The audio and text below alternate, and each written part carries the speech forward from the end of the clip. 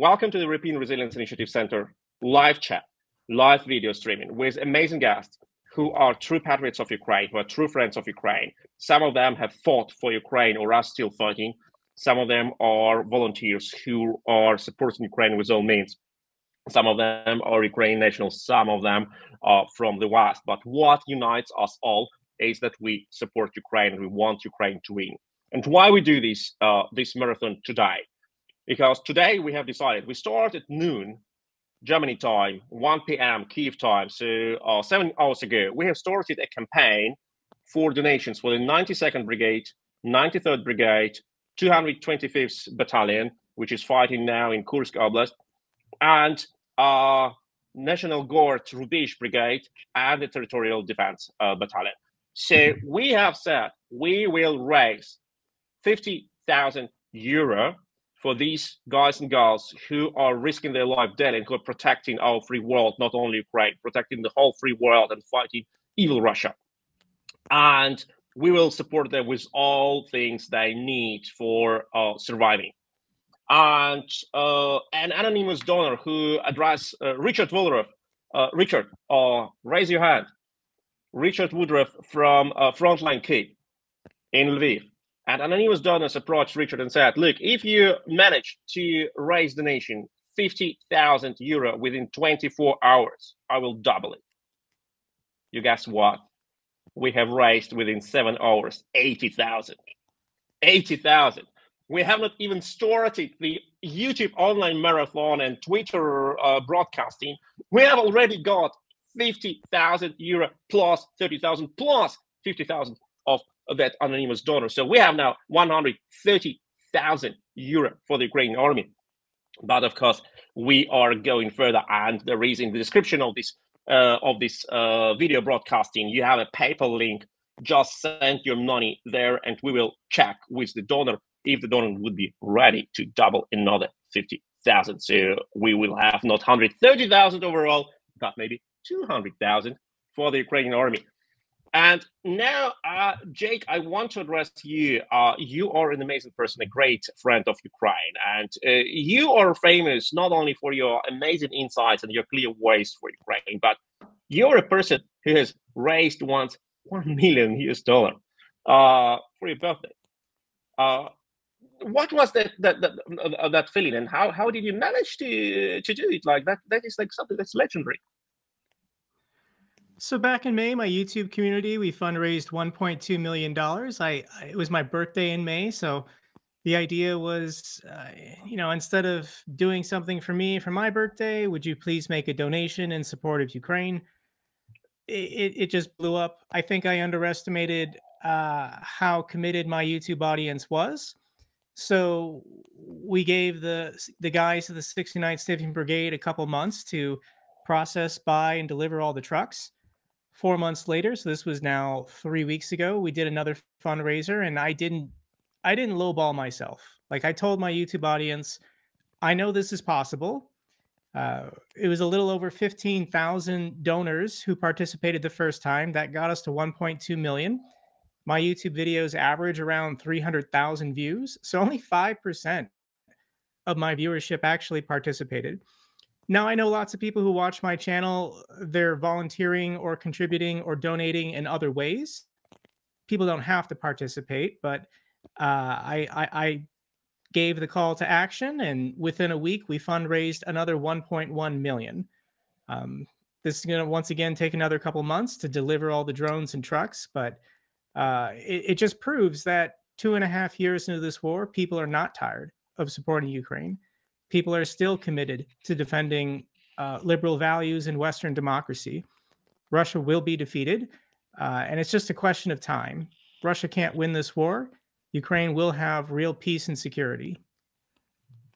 Absolutely. I think that is a very important thing. Russia will not win this war because people in the West, not our governments, but real people like you and me, they are on Ukraine's side. And if you look at the campaign on PayPal, the link is in the description, you can go through the comments which people leave under their donations. You will see what people write about our Chancellor Scholz, who is just a lazy coward. I can say it as a German citizen. Lazy coward, ridiculous person, absolutely dangerous for Germany, dangerous for Europe, not doing his job correctly. But people understand it.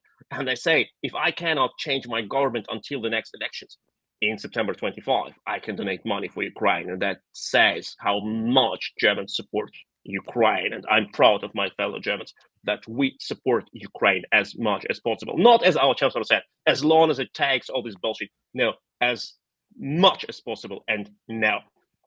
But we have now, I want to personally welcome like two persons who fought and are fighting for Ukraine. It is Alexei Feti from the 92nd Separate Mechanized Brigade, fighting at Kharkiv. Alexei, hi. Great, really happy to see you. And we have Alina Sarnatska, who has retired from the army just recently, a couple of months before, but she served from the 5th March 22, just a week after the full-scale invasion. Alina has volunteered for the Ukrainian army, and she fought for over 2 years on the front line, and was like in all locations which we are afraid just to mention, like Bakhmut and others. And my gosh, Alina, you're a true hero, a true example for me, like an inspiration. You're an amazing person. And you both, you know how much Ukrainian army depends on donations.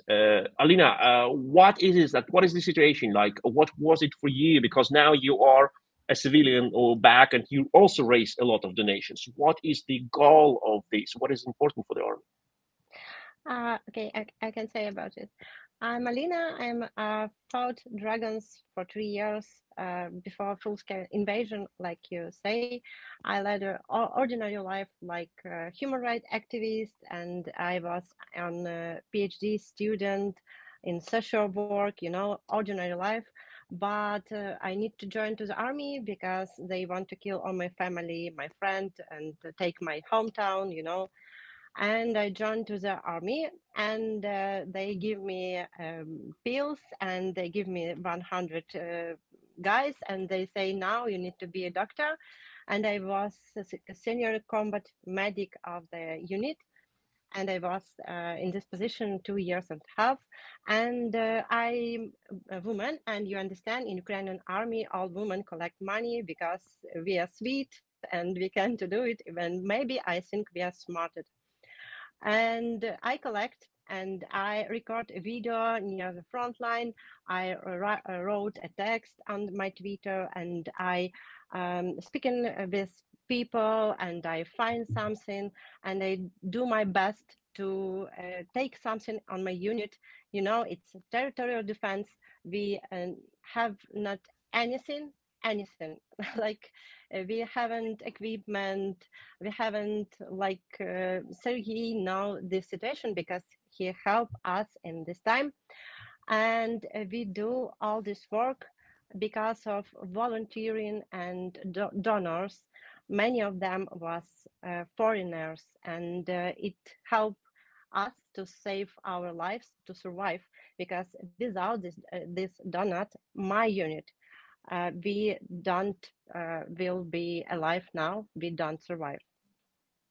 Indeed, and I remember Alina as we first. I know Alina also from the times before the full-scale invasion, but we went in contact in 22 and late 22, and I asked her, okay, should we just like raise money for some medical equipment, and you gave us a number of devices which you need, like for blood bleeding stopping, etc., which one could only buy in the US. It was like whole logistic operation, how we buy it in the US, how we transport it to Ukraine, and we met in Kramatorsk.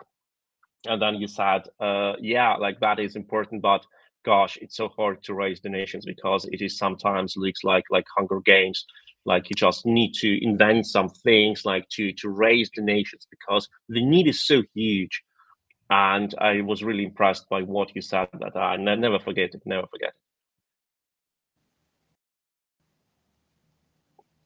I not hear you. Can you turn on your microphone? Oh, sorry.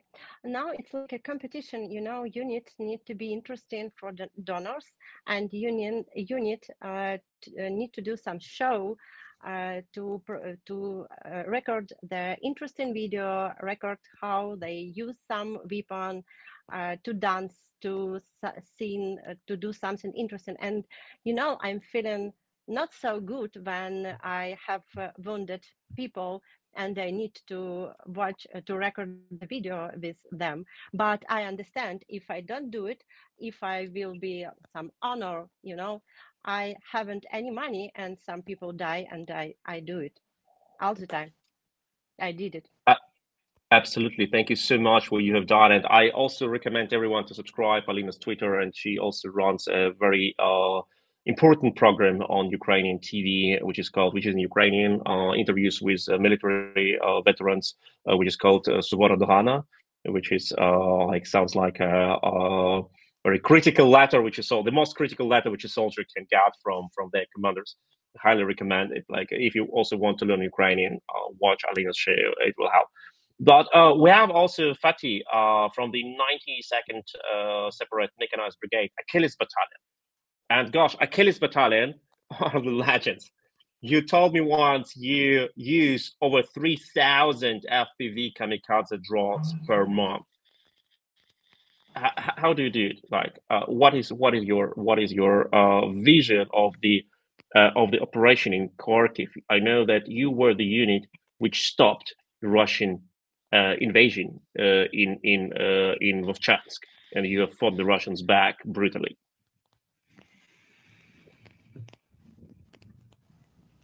Alexei, are you with us?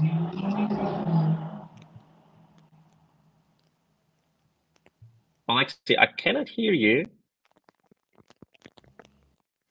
Right now? Oh, yeah, now yep. Maybe? Yeah. So thank you for inviting me and having me here.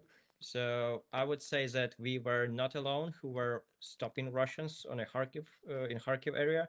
So there are several other brigades and special forces, as far as I remember. And it actually, it was a matter of organization part, how to organize this defense line and how to organize all the work for all unmanned aerial system, I mean drone teams. So we nailed it, as I would say. Yeah, and your unit is one of the most intensive users of the drones. Can you tell us more about, of course, what you may tell, what you're allowed to tell? Can you tell us more about what is the role of the drones for the front line?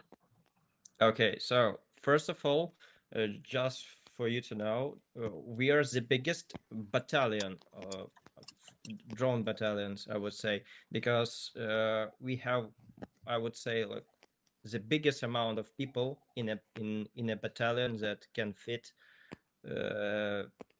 soldiers, because some battalions, like regular platoon, battalion of infantry, are the same size as we are. So we are much more bigger than like any other drone battalion. So that shows the number of drones that we use. Actually, that's why we use them a lot, like 3,000. Sometimes it's less, sometimes it's more, but I would say that in general it's around 3,000 drones per month. We want to increase this number like to 4 or even to $5,000. 5,000 drones, actually, not dollars. But this war is not only about drones, and without all those goggles, chargers, batteries, power banks, generators, all this work is not impossible. So you need to consider that as well, because sometimes people think that when you are given a drone, it will be 100% sure, like hit, but no, it isn't. You need to invest to prepare drones, for example, from guys who are sitting with us from Frontline Kit. We still need to invest around $50 per one drone, or even more. Absolutely. And because you need to have zip ties, you need to have electro detonators, and many other things that you need to use that goes with this drone, just like one way. absolutely. And I also want to thank everyone who's watching this video. Those who write their comments and questions, please do it. We'll read it. It's not that we miss your questions and you write them into nowhere. Thank you, Dankonu23 for $20 donation. And you said that you have already donated, but that is like another donation of you. Thank you so much. And there are also greetings from Matt Leach Music with a donation of $10. Thank you, everybody. Hello, Sister Anna and Brother Storsky. You are stars. And Lutzman Kolben writes, Slava Ukraini, Heroin Slava. Greetings from Germany. Transpatriotische Grüße, also transpatriotic greetings, and a donation of €100. Thank you so much for your support and for your engagement. And once again, there is a link in PayPal. Donations are in the description of this video, and all the money will go to 92nd, 93rd Brigade, Rubish Brigade, 225th Battalion, and former Battalion of Territorial Defense of Alina Sarnatska, which is personally my favorite. Sorry, Fatih. I don't want to say something bad about your brigade, your legendary battalion, but Alina's battalion was the first for which we raised donations at the European Resilience Initiative Center, and I love it with my whole heart. This battalion, they're real heroes, like all of you. And yes, and we have already, like you said, like we have Richard Woodruff, and may I name like your colleague? Yes, just first name just though. colleague. He's very secretive, secretive Richard, German. I don't hear you. Maybe your microphone is switched off. Hello. Oh, now we are. Yeah. Now I hear you. Yes, please. You can call him secretive German Timchik.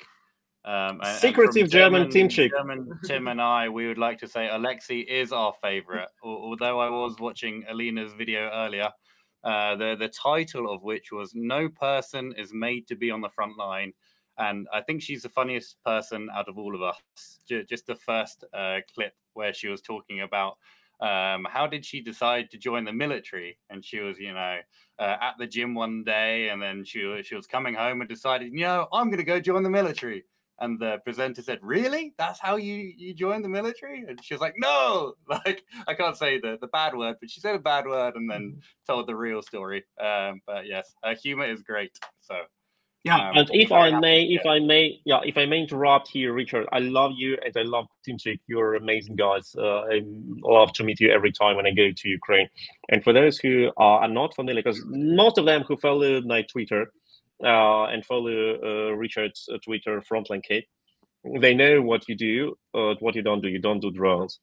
But for those who have just joined our stream, Richard came to Ukraine just weeks after the full-scale invasion, and first, like he did, like all humanitarian things, including saving civilians in Kherson Oblast after the Russians have destroyed the dam, and Richard with two rubber boats, like was running around and saving civilians until one of the boats was hit by Russian artillery.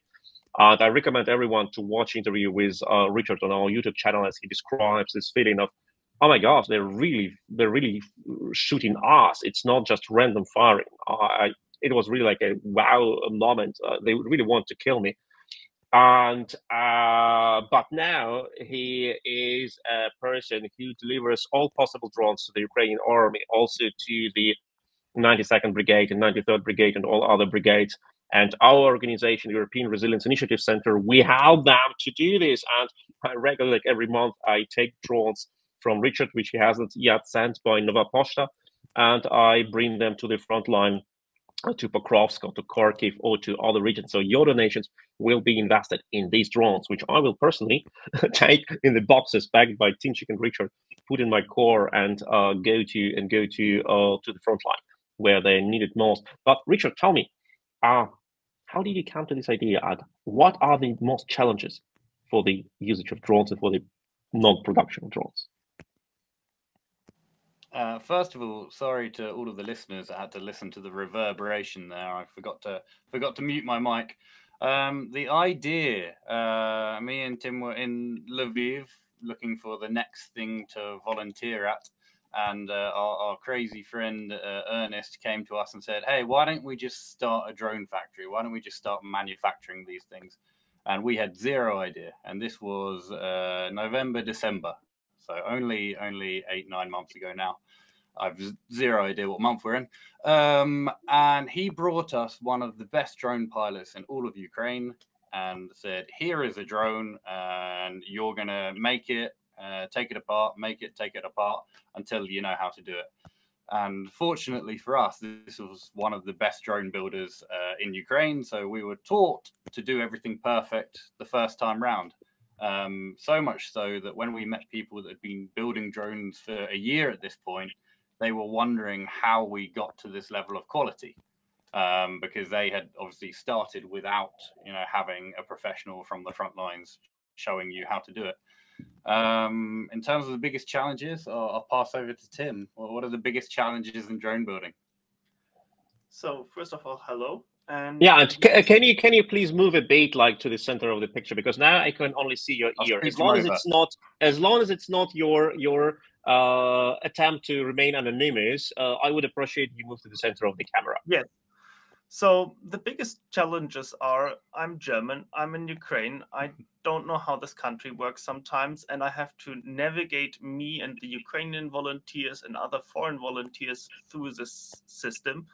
I have to buy everything, I have to speak to Ukrainian to people, and I really don't speak Ukrainian, but with our workers it works, but with nobody else. Like we found a way to communicate with them, and it just involves a lot of work. Like if you're not minimum 8-9 hours a day here, suddenly everything stops working and you start at zero again. But when you really focus and do something, then it works.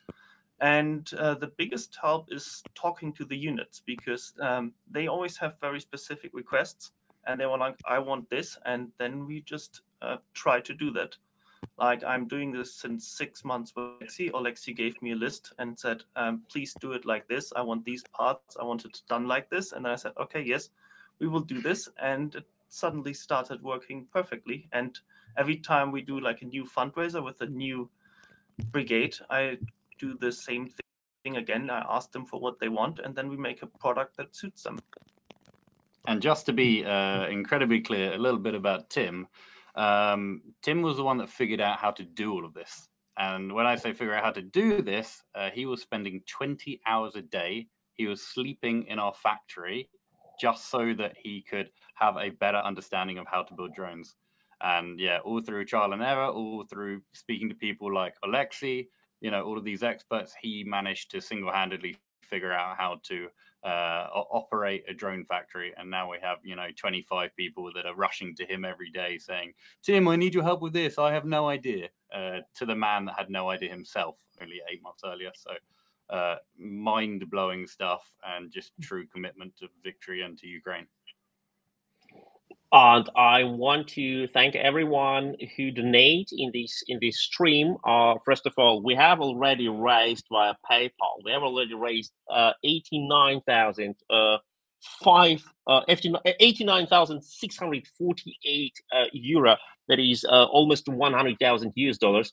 And with this 50,000 from the anonymous donor, we have already $150,000 and 140,000 of the. Oh, I see Malcolm Nance has joined us. Welcome, Malcolm. And I will just give me a second. I will add you to the video. And but before I do it, I want to thank everyone who donates, and I want to thank everyone who subscribed to this video channel. And I see that one person has just subscribed as a resilience general, which is, my God, that is the highest, if I'm not mistaken, the highest membership grade. Thank you so much. It is absolutely amazing. Welcome, General. And Cyrilla von Sintra, welcome, General von Sintra, on board. And I want to also to welcome Malcolm Nance, who is a great patriot of Ukraine. and who has fought in the International Legion, and who promotes Ukrainian truth through all the obstacles. And despite all the obstacles, I also highly recommend to watch an interview with Malcolm, which is now the most viewed interview on our channel. And yeah, welcome, Malcolm. You are in Kyiv now, right?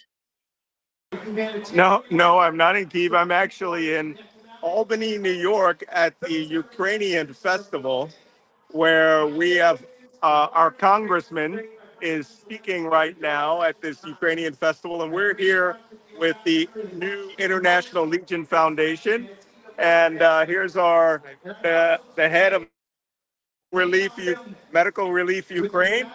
And we are here to bring awareness to the International Legion and the contributions of Americans, French, and people from 52 countries who are fighting in Ukraine right now.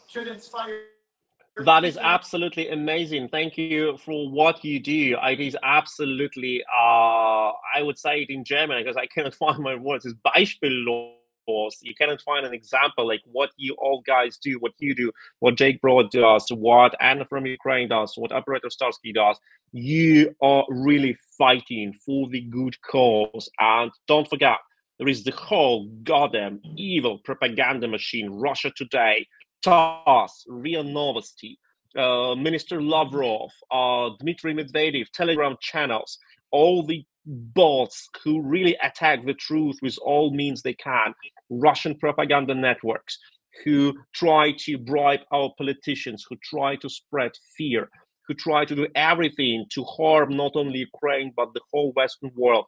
What you guys are doing is absolutely, absolutely amazing because you invest your free time, your passion to fight it. And what donors do to support Ukraine is absolutely, absolutely amazing. When you invest, you donate your money for the Ukrainian army. I always say that is not only donation which we give from our money which we have earned or spared. It is also investment in our peace and in peace for our children and for our loved ones. Thank you for this. Anna, we have got this all like good news about how many money we have raised and how many donations come and how strong the Western world normal people support Ukraine. And you do a lot of things to explain Ukraine to the West. And your channel, I absolutely adore it. I advise everyone to sign up for Anna's channel. But recently, we have seen unprecedented wave. I really want to go to the sad part of this broadcasting. We have seen an unprecedented wave of Russian missile and bombs and drones attacks, and many people died in Ukraine. And Russians used to bombard Ukrainian cities every night for a week in a row, from Kharkiv and Sumy to Lviv, from Kyiv to Vinnytsia. How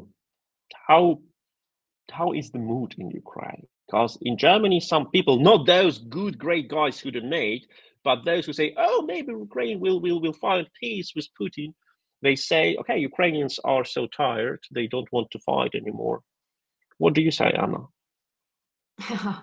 Well, I often quote Operator Starsky then. In one of our conversations, he said that at war, if you're tired, you're dead. And you know, we need to win this war. One of the most important and things that I want to demonstrate to the world is that war between Ukraine and Russia is not something new. And literally, if you know a little bit of history from this part of the world without the distorted Russian propaganda messages, you can clearly see that at least 300 years we have problems with Russia. And the majority of people here in Ukraine want to end this war with Ukrainian victory and not pass on this war to other generations. So no one here wants any pauses, any frozen conflicts, any negotiations with world criminals, you know, like there is an international criminal court order to arrest Putin, then how can we negotiate with him? In these recent attacks on Ukrainian cities, even my city that is located in Western Ukraine and is considered to be quite safe was under attack, and an 83-year-old man who was riding his bicycle in one of the districts was killed. So that's the types of people that suffer from Putin, totally different, and from Russian war. And it will continue if it is not stopped and punished. So the only way we can accept peace is after Ukrainian victory. But what I love watching, and it is clearly connected to the mission of our today's streams, is that with each day there are more and more reports about the neutralized military objects inside the Russian Federation. And not only the special military operation to Kursk, but also lots of this, you know, we often call it lessons of Russian geography on the channel, when people around the world discover more of Russian cities and regions based on the destroyed military objects there. And this is important because this demonstrates that Russia can and will be defeated. And the support of the world, the donations and the drones are actually doing this job. And it's amazing to understand that maybe a specific task was performed by a Ukrainian drone neutralizing, let's say, Russian ammunition warehouses, and in the result saving thousands of Ukrainian lives. And that's actually what all the people who donate and who watch us are doing right now.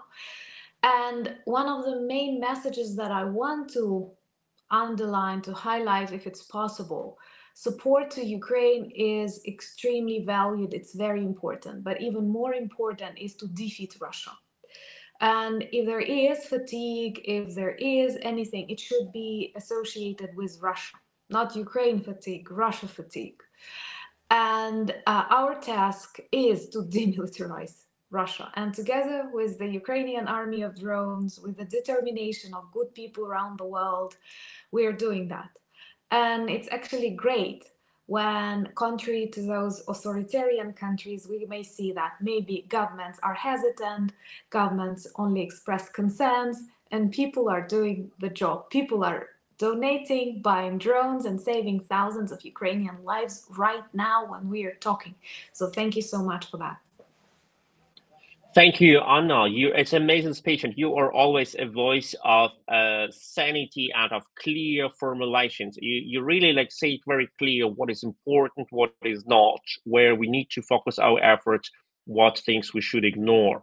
And thank you for doing this. I also want to thank all the donors who come into this chat with their donations. Yesenia Saints, sorry if I pronounce your name incorrectly, who has donated $50, Jay, who has donated $50, and other people who bring their donations to this program.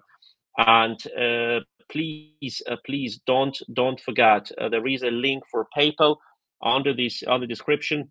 All money we raise within 24 hours, and now we are approaching the middle of the donation marathon. All money will be donated. You have donated will go to the 92nd, 93rd Brigade, 225 Battalion, Rubish National Guard Brigade, and the Territorial Defense Battalion of Alina Sarnatska. And these guys and girls really need our support. That is what we need to do for them. And Jake, Anna has said important thing about the support from the West for Ukraine. And we are looking now into the situation with the US elections. And many Ukrainians look at the US with hope, but also with fear. They don't know what comes next. Will money come? Will weapons come? Will permission come to strike Russian military objects from where Russian planes stored and kill Ukrainian civilians every day? What do you say about that as an insider who is in the US and who is closely watching the US political agenda? Unfortunately for the world, the United States right now is in a holding pattern. We've got 50 days until the November 5th election. I'm a huge advocate on my channel that Donald Trump has to be defeated. Donald Trump does not support Ukraine. Donald Trump publicly professes his love for dictators around the world like Kim Jong-un of North Korea. He just, in the presidential debate, says he has a wonderful relationship with Vladimir Putin and they get along great. I don't understand why he thinks that's a positive, to be respected and close friends with a genocidal dictator. So as far as funding for an additional year, we're not going to know what the United States can do until November 6th, the day after. We need to see what the majorities will be for the House of Representatives and the Senate. I pray that Kamala Harris is going to win and democracy in the United States can continue for the next 4 years. It's a battle right now, but my argument is let's win this election and then let's win this war. Your question was kind of two parts. The other one being, will long-range weapons be approved? I think they've already been approved. We're just signaling to the world that this is happening, and it's not the United States escalating, it's Russia escalating. Russia is importing ballistic missiles from North Korea. They've already been doing this, and now Iran. By importing these hundreds of short-range ballistic missiles from Iran, Russia is the one escalating this war. Russia is the one making the world a more dangerous place. So the West, NATO, the United States, has to respond. Giving this approval is a response to what Russia is choosing to do. Russia is doing this to themselves. Absolutely, I totally agree with you, Jake. You're also a person who always says so clearly, and that's why your channel is also so popular. Highly recommended to everyone. I'm pretty sure everyone knows Jake, but if suddenly you haven't signed yet for Jake's channel, please do it now. And also here I see from General von Sintra, I see a message that möchte einen Dank an Mark Reicher rausschicken. I want to thank Mark Reicher, who has made advertising for this marathon. Yes, indeed, we are absolutely thankful to Mark Reicher, who is a person who has supported us and spread word about this marathon and also spread word about our donation campaign. Jason, actually, I have two questions for you.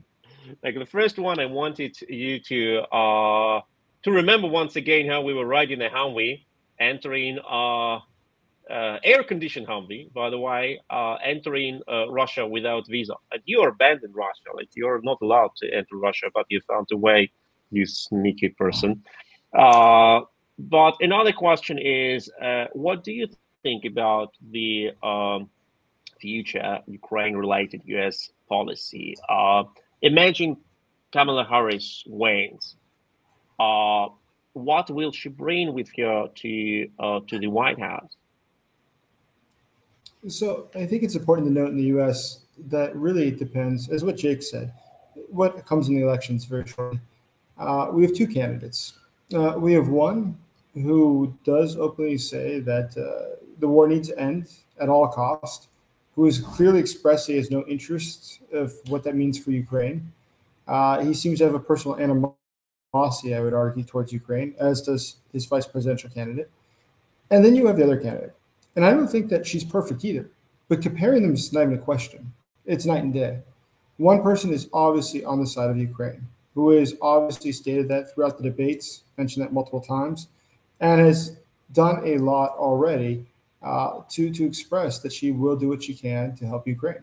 And I think that a new administration, that not Jake Sullivan's administration under Biden, but a different administration, would probably be more aggressive. At this state, the White House seems very locked into what they've argued for the past 2 years, unlikely to make big changes. But I think that a new administration, looking at this, looking at the failures that it's provided, might be more willing and more apt to allow Ukraine to do what is necessary to attack within Russia and do what is necessary, more importantly, to win. So far, this White House has failed to make that a policy. It is the policy of the White House to defend Ukraine, to assist Ukraine to defend itself for as long as it takes. It is not the policy of the White House to allow Ukraine to win. And so I am hoping that a Kamala Harris presidency would be one that allows for Ukraine to not only defend itself, but in fact to win. Absolutely. And I definitely love that everyone in this chat understands the difference between support Ukraine not to lose, which is practically helping Ukraine to slide down into the vortex of defeat, and support Ukraine to win, which involves a military defeat of Russia, which many people think is impossible. Many people who don't know Russia, many people who think they know Russia, many people who have never been to Russia, or only maybe stayed in a 5-star hotel close to the Red Square, like enjoying hospitality of the Russian Kremlin regime, and they don't know what they're talking about. But Ukrainians know Russia can be defeated. Russia is being defeated. Russian army can be beaten. Russian army can be thrown out of Ukraine. Russian army can be beaten on the territory of Russia, which Ukrainians are doing in Kursk now. And that's important to understand, that supporting Russia, as long as it takes, or with all other things, is just a bad way of prolonging this war into Ukrainian defeat. Like, not that obvious, but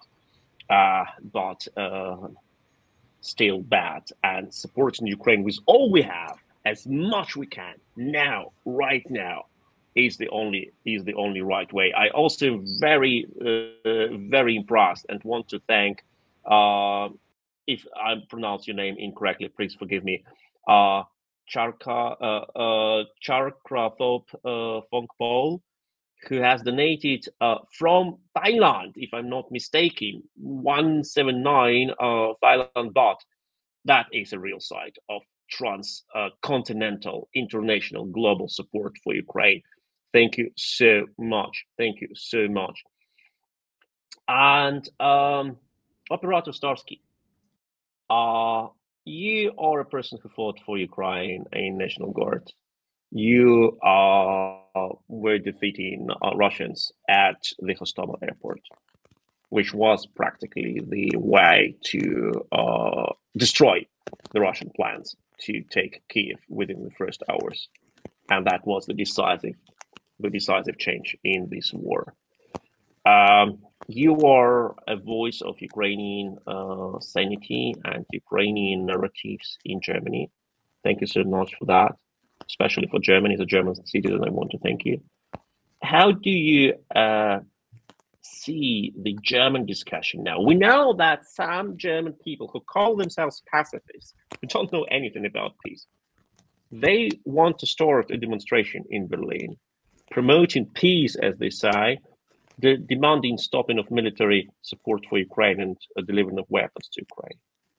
Have you ever encountered such people? What do they think? Are they stupid, or are they bought by Russia?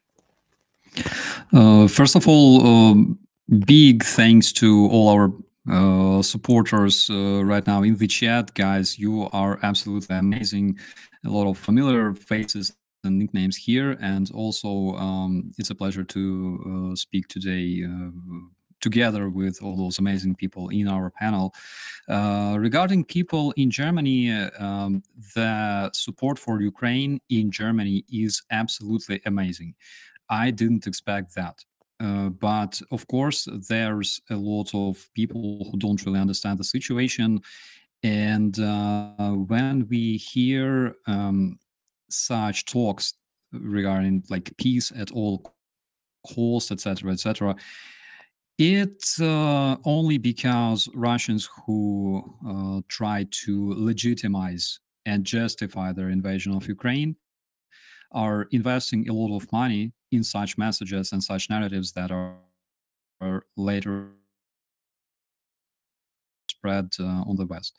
For example, if we're not talking about Germans, but talking about people in the United States, like there are people who say that the hardcore politicians on the West, let's not name them, Trump. I'm really happy that, you know, this meeting is going to take place in Berlin for a simple reason. It's a good opportunity to remind those people East Berlin is his next target. So, considers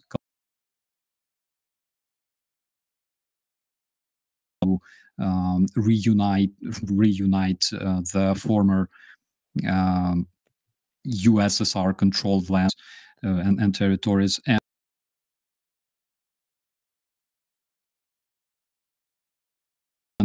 this includes Eastern Germany as well, together with a chunk of Berlin. It's a good opportunity to also tell them that whatever you're protesting for today may turn into a disaster for you and your families tomorrow. And nowadays, nobody even have like any illusions about Putin, being a peaceful and democratic and strong rule. No, he's a terrorist. Everybody knows that. Europe is currently preparing for the upcoming Russian invasion of European countries, of Baltic countries, of Poland, of Germany as well. And we should talk about it as much as possible, because the message Russia is not the enemy is probably the most popular message on Twitter nowadays. This is something that we should understand. Russians invest a lot of resources, a lot of money into waging their disinformation, their propaganda on the West, in European countries, in Germany, and this is really, really dangerous for a simple reason. This psyops that is being waged, that is being conducted on the territory of Europe, including Germany, is prepared by Russian military personnel, because psyops is a military structure, element of any military plan. And this only means that there is a military plan for destroying democracy in the European Union and in the United States as well. Nothing happens just because. Everything happens because there is a plan. That is absolutely what is important to understand. And once again, when I studied political science, and a part of political science is a study of history. And I learned how the world acted during the World War II. And I know there is never the same analogy. Like every situation is different. But when we look at how the so-called pacifist movement in the West, in the United States, in the United Kingdom, but first of all, in the United States, misunderstood Adolf Hitler in 1940s, early 1940s, and the end of 1930s. It reminds me so much of the current situation. And we knew how it came to what level of war this reluctancy led back then. And it is really strange to see that today no one wants to learn from the history, but everyone just believes it is fine and we'll be okay with that. Absolutely disgusting to see that.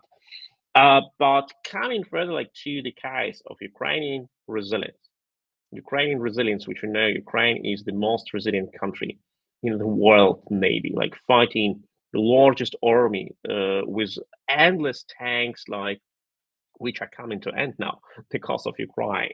All the tanks which Russia produced, Soviet Union produced after World War II, and storage them thousands and thousands in Siberia, in Ural Mountains, on all these bases. Russia sends them to Ukraine now, and the Ukrainians just destroy them one by one.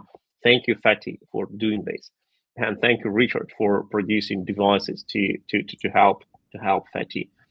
And we know that Ukraine is resilient, but what are the reasons of the Ukrainian resilience of this society, which stands for their values and fights Russia back? Before I ask the Ukrainians, who definitely know the answer, I want you, Jake, to think what you think about that as an observer from the foreign country.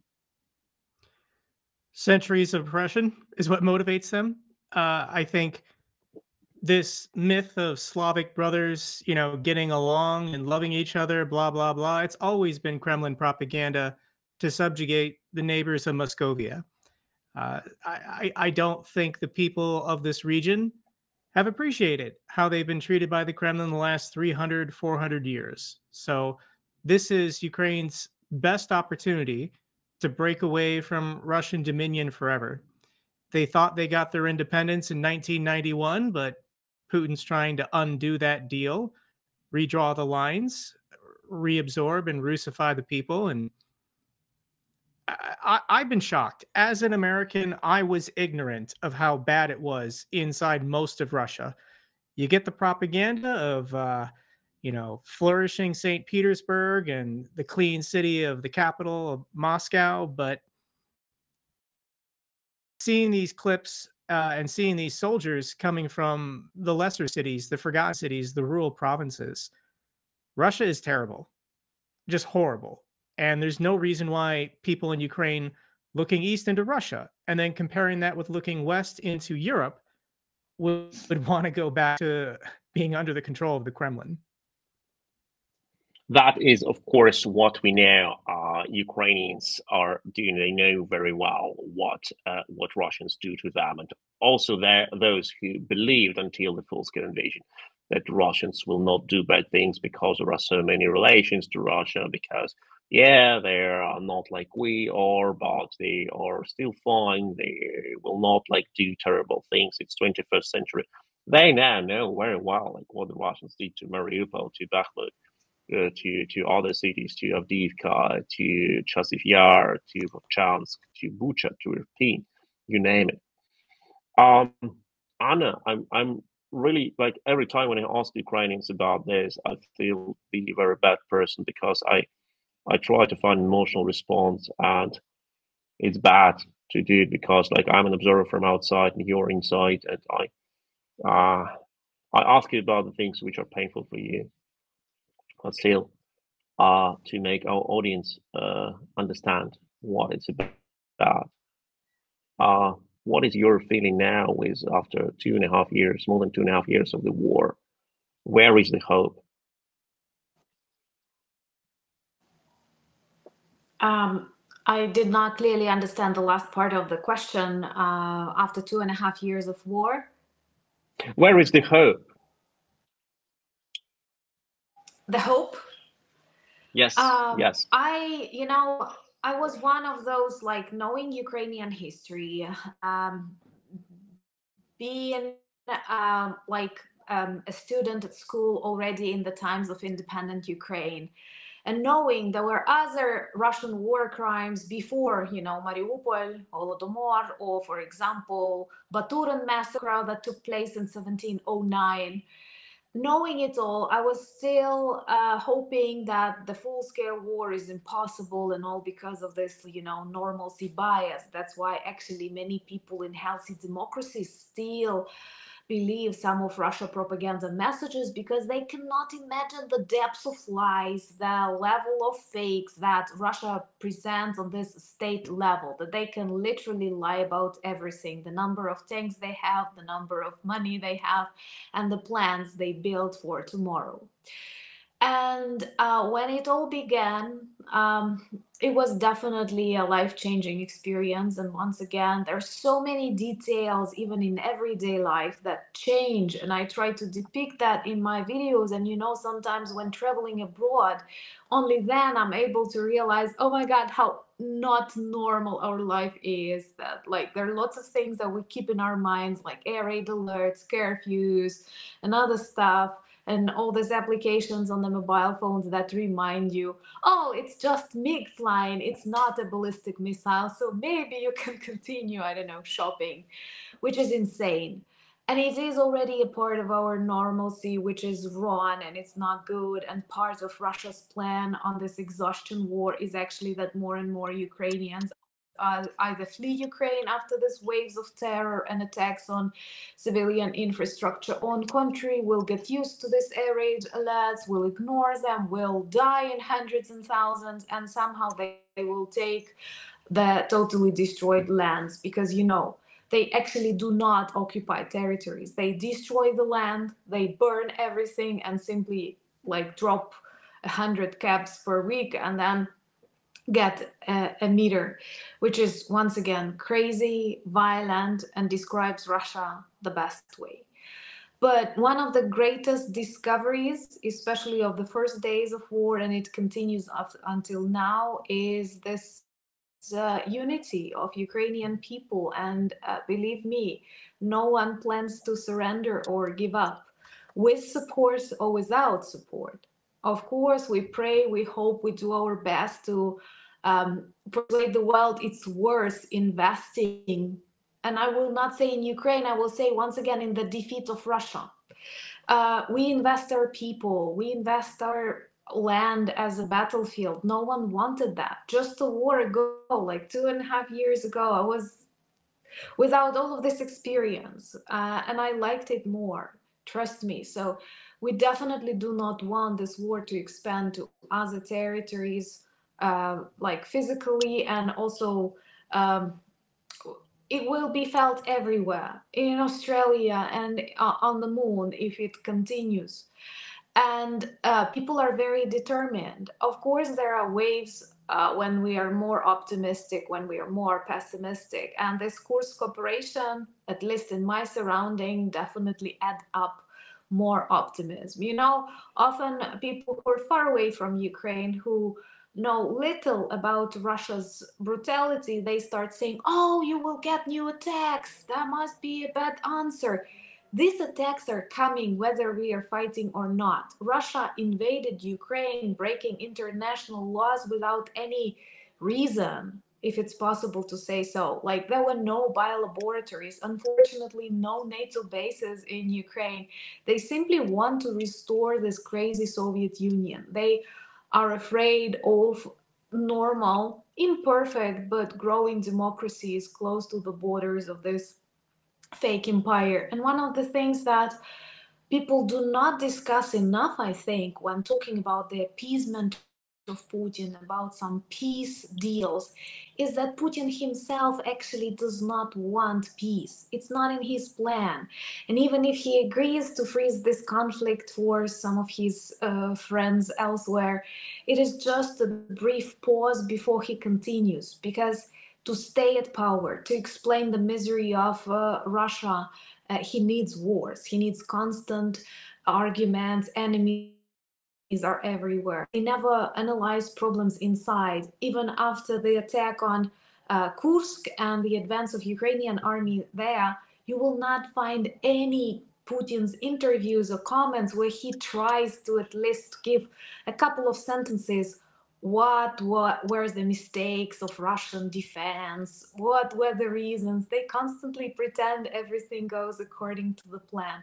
So this country is totally fake. It must be defeated. And Ukrainians are determined to do that, with or without support. But of course, it's a million times better to do with the support. And I'm very grateful to everyone who does it, be it with money, be it with your skills or knowledge, or even conversations that are held on the streets when people want to remain, like persuading those who want to remain neutral. So for us, the majority of Ukrainians are convinced we will win this war. But all the delays, all the doubts, they cost us not time, they cost us not inches of the territory. Unfortunately, they cost lives of the best people of Ukraine. On the Russian side, these are miserable invaders. On the Ukrainian side, these are the best people who volunteered and who agreed to fight. And we need them. And by getting more drones, by allowing Ukraine to strike back, we actually save these lives. There are lots of lives. On the news, we unfortunately learn about the victims, the casualties, those killed, and their stories are heartbreaking, and this could have been avoided. But there are already lots of lives that you guys have already saved. People don't know that.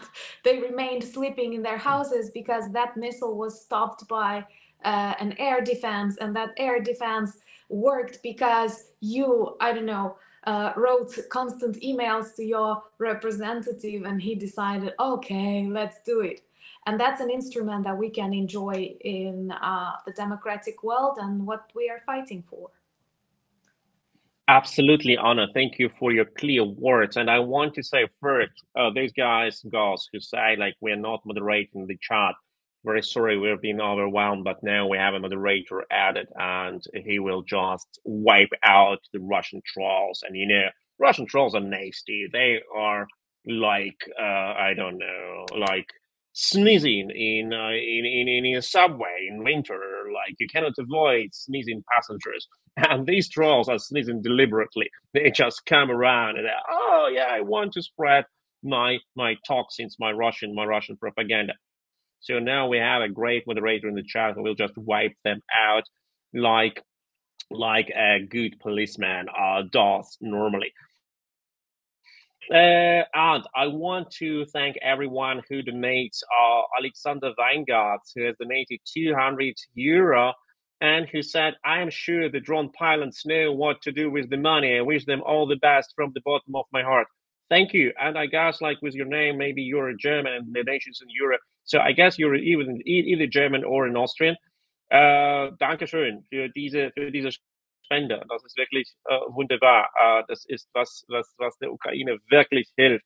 And that is a real sign of solidarity. Not the Chancellor Scholz is a person who represents Germany, not other politicians who are so reluctant, but the real folks who donate their money and who help Ukraine. And while like we are talking about all these things, like why do people get into the traps of the Russian propaganda? Why they do this? Of course, some of them are just deceptive, but some politicians really want to do, don't they? What do you think, Jake? What do you think, Jason? Who of you, like you are experts in the political development in the West? What do you think? Jason, you go first. Thanks, Jake. It's interesting why people fall for what they do, but there's a lot of things that we see in common. Is that those who are most susceptible are actually not those who support Russia. It's going to be those who lose interest and become dispassionate and lose an interest to learn more. There's just so much information that comes out every day that people can't keep up with it. And if they're overdosed with other information or conflicting narratives about what's occurring in Ukraine, it becomes too complicated, and they don't want to learn more.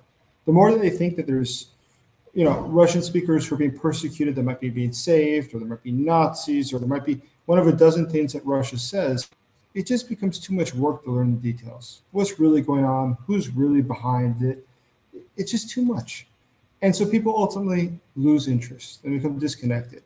And if you look at polling in the United States, it is interesting is that the vast majority of Americans do support Ukraine. When you ask secondary questions to try to understand what it is they understand about the conflict, it's rather quite limited. And I think that if we look at those who are openly presenting pro-Russian talking points at this point in the United States, what they have in common is, generally speaking, it's like J.D. Vance. He's never once said he supports Russia. He has simply said that Ukraine's really not our problem. We've got other interests that we have to defend. There's other things here in America we should focus on.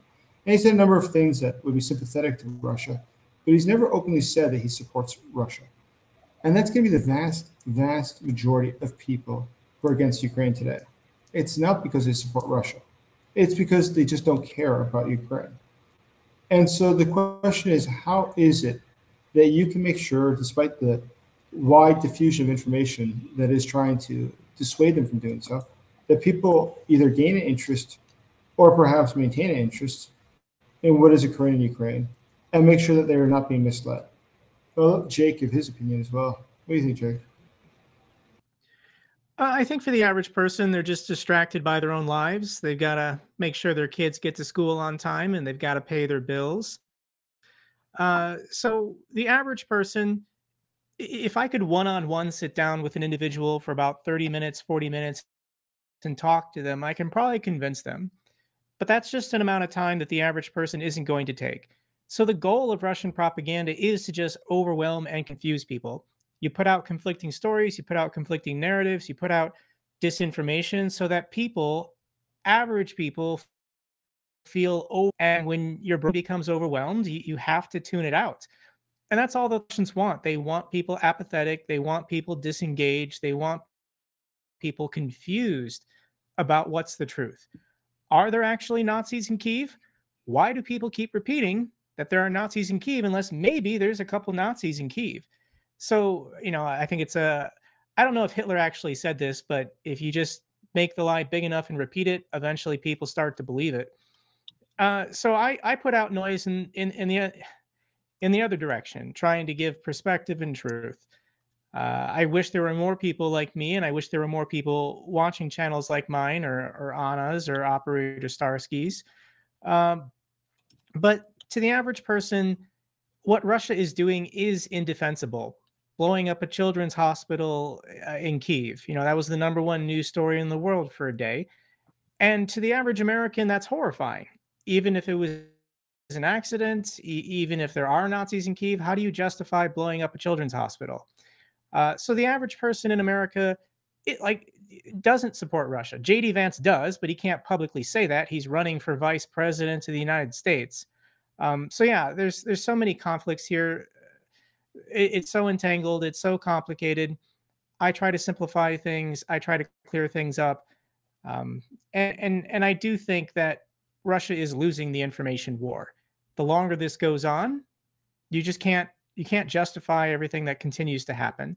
So even Russia is willing to change the narrative, saying we need a peaceful settlement now, will save Ukrainian lives. Let's just freeze the conflict.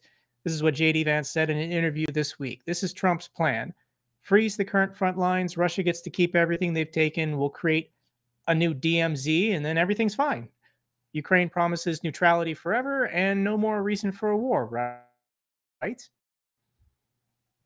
Fundamentally understands why the war began in the first place. It wasn't about NATO aggression or NATO expansion. It was just about Putin wanting his empire back. He wants to control the people and the resources of the former Soviet republics in perpetuity forever. Russia just wants their empire back, and they're not getting it. Absolutely. That is what is absolutely important. For Russia, it's not about protecting Russian-speaking minority or what Putin loves to say, or it's about territory and recreating the empire. That's all about. But what I want to say, first of all, thank you everyone who donates in the chat, and thank you everyone who watched this video stream. Thank you everyone who subscribes to the European Resilience Initiative Center video podcast. You are amazing. And we have a very special announcement right now. We have just hit 99,000 euro donated via PayPal. 99,000 donated via PayPal. So first I want to hear from you, Alina, because your unit will get 1/5, 20%. We have 5 units. Your unit will get 20% of the donations, and we have now almost 150,000 euro with the 50,000 donation. What do you think about it? What will be what will your friends from the battalion will say? Will they believe that Germany supports Ukraine? I thank you so much. I told my combat, and he say, "Oh, you're a good girl. Thank you." He never give me something like it, and I'm very, very proud, and I thank you. We have we buy drones, and we kill many enemies, and we stay. My colleagues stay near the Kurakhove. It's a very, very bad situation near this city, and they need your support. And I thank you so much. I'm so proud to be in the stream and about this support. I cannot. Thank you, first, Alina. I really cannot understand how someone can address you as a girl. You are such a hero. You can wipe a floor with 99% of people. You have spent 2.5 years in the trenches. You've seen everything. You've saved so many lives as a medic, as a combat medic. We have donated so many equipment for you, like drones to find the wounded people and equipment to save lives, stop bleeding. You have saved they say every doctor has its own cemetery. I say combat medics have their own endless lines of generations they have saved. It's like in Oscar Schindler's movie. You saved one life, you saved the whole world. And you have saved dozens and hundreds of lives. I really cannot say anything more. You're a true hero. You're a true hero. But Richard, tell me, first, will we address our mysterious anonymous donor and tell them, look, can you double another 50,000? Oh, the microphone's working. I was hoping it wasn't going to work at this point. But yes, I will have words now. I promised our wonderful Sergej Sumlenny that once we hit the 100,000 mark, our anonymous donor might have a larger surprise for us. But just to be clear, you said to Alina just then, how does it feel, that 100,000? But it's actually 150,000 so far. So yes, yeah. absolutely.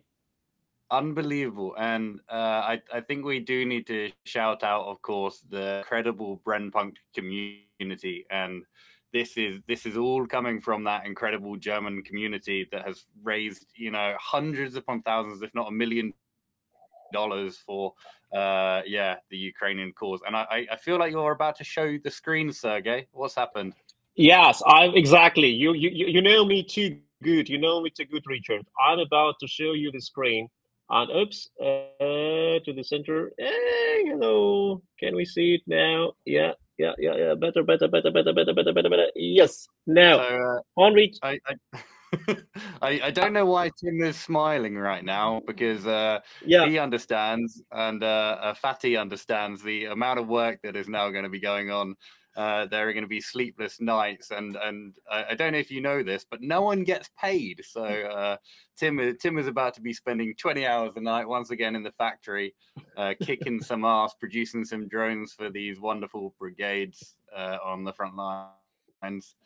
And so not only thank you to the Brennpunkt UA community, everyone follow them on Twitter, but just all of you guys that came together for this stream.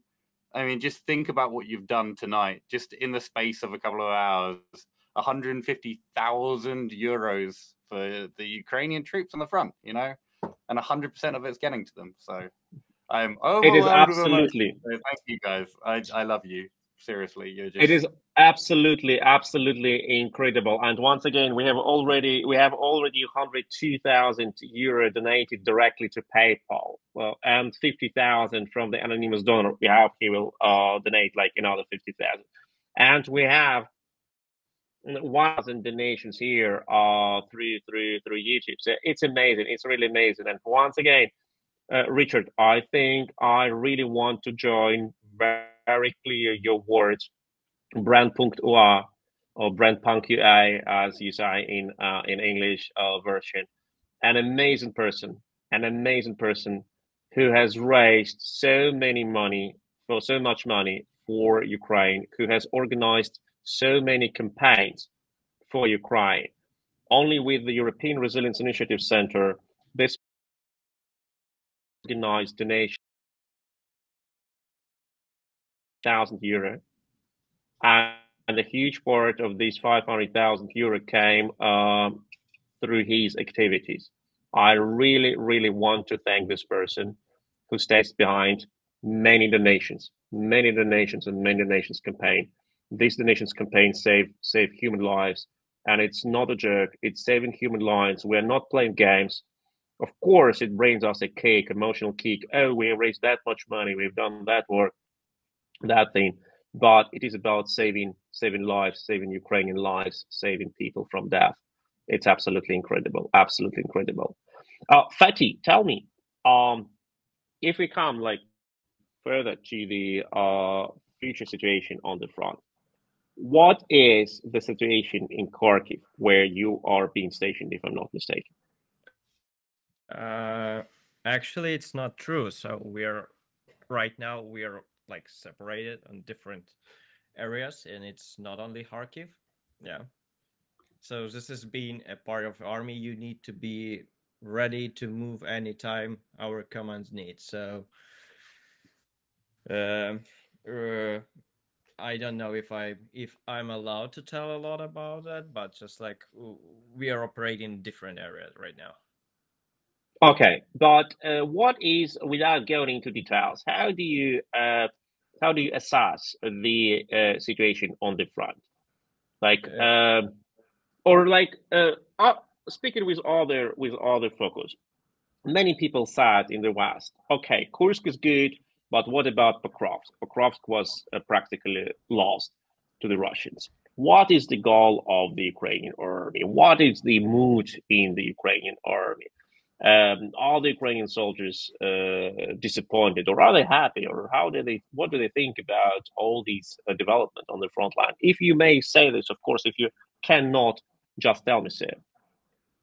So first thing that I will tell is that um, soldiers are not allowed actually to argue about commander's decisions. So we can't actually speak like in public about what do we like or what don't we like.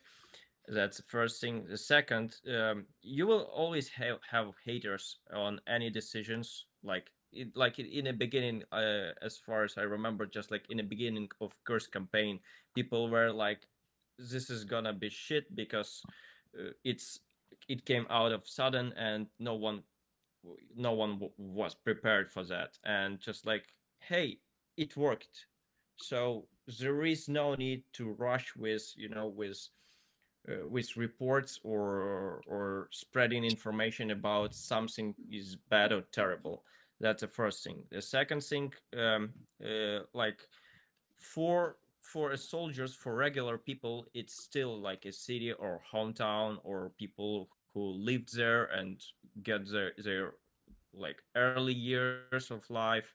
So it's, of course, it's super sad to hear about that Pokrovsk or other nearby city will fall off to Russians.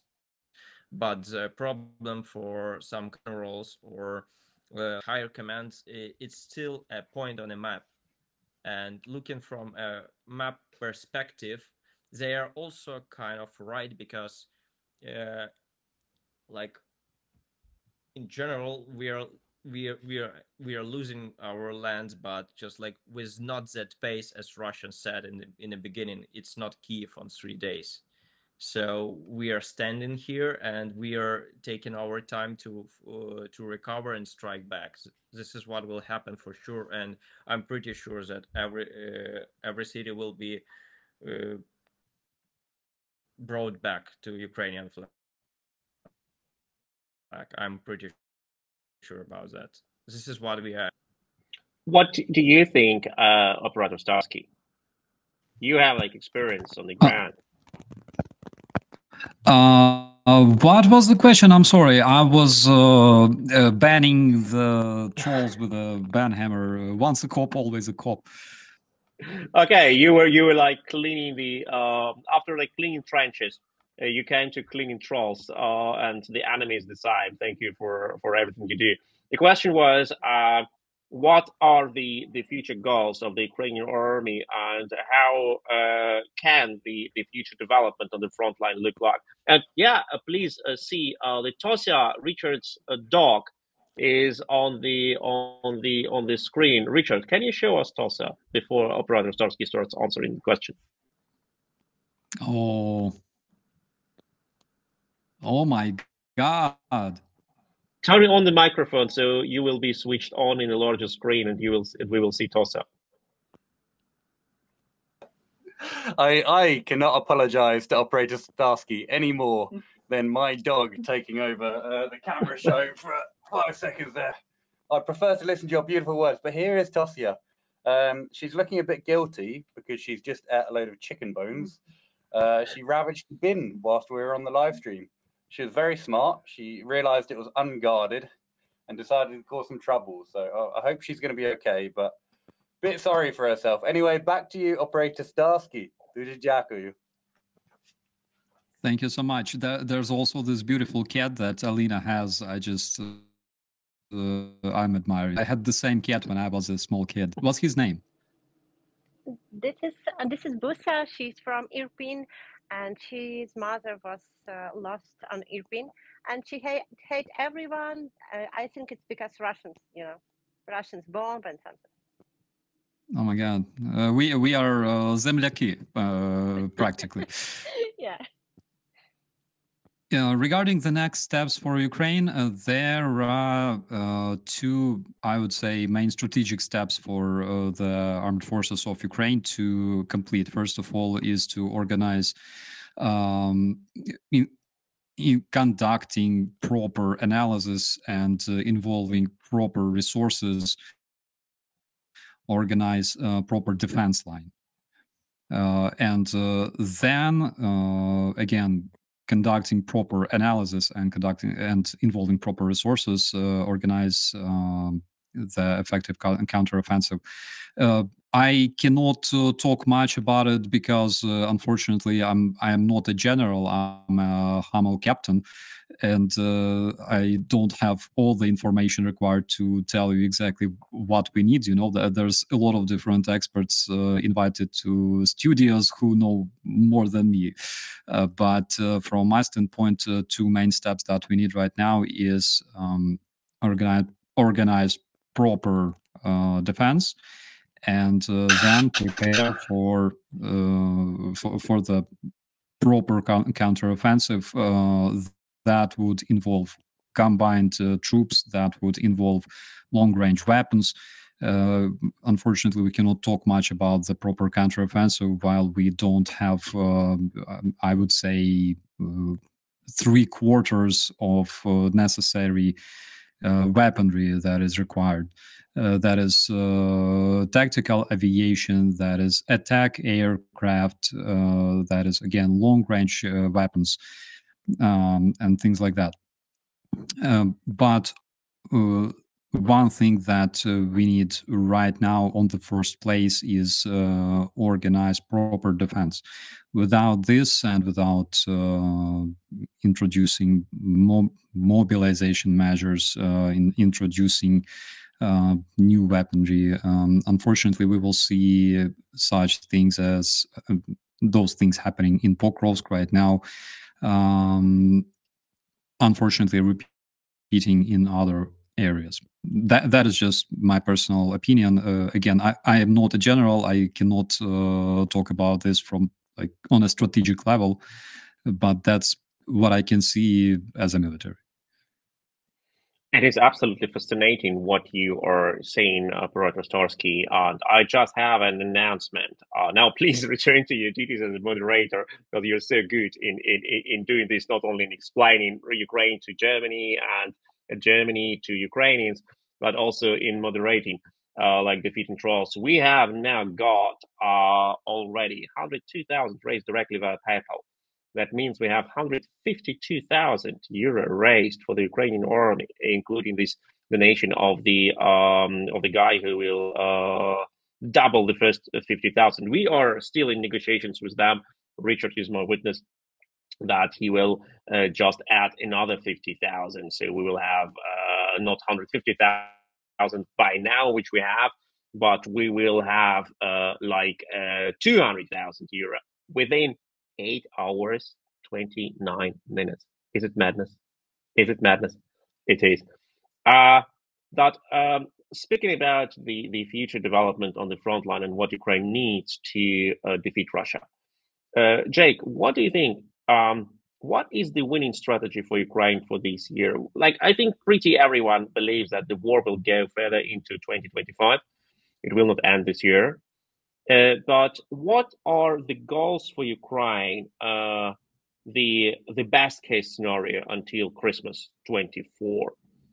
And I don't say the worst case scenario, but the most challenging one. Well, Ukraine has actually achieved a lot. With this invasion of Kursk, we've broken the myth of these Russian red lines that can't be crossed.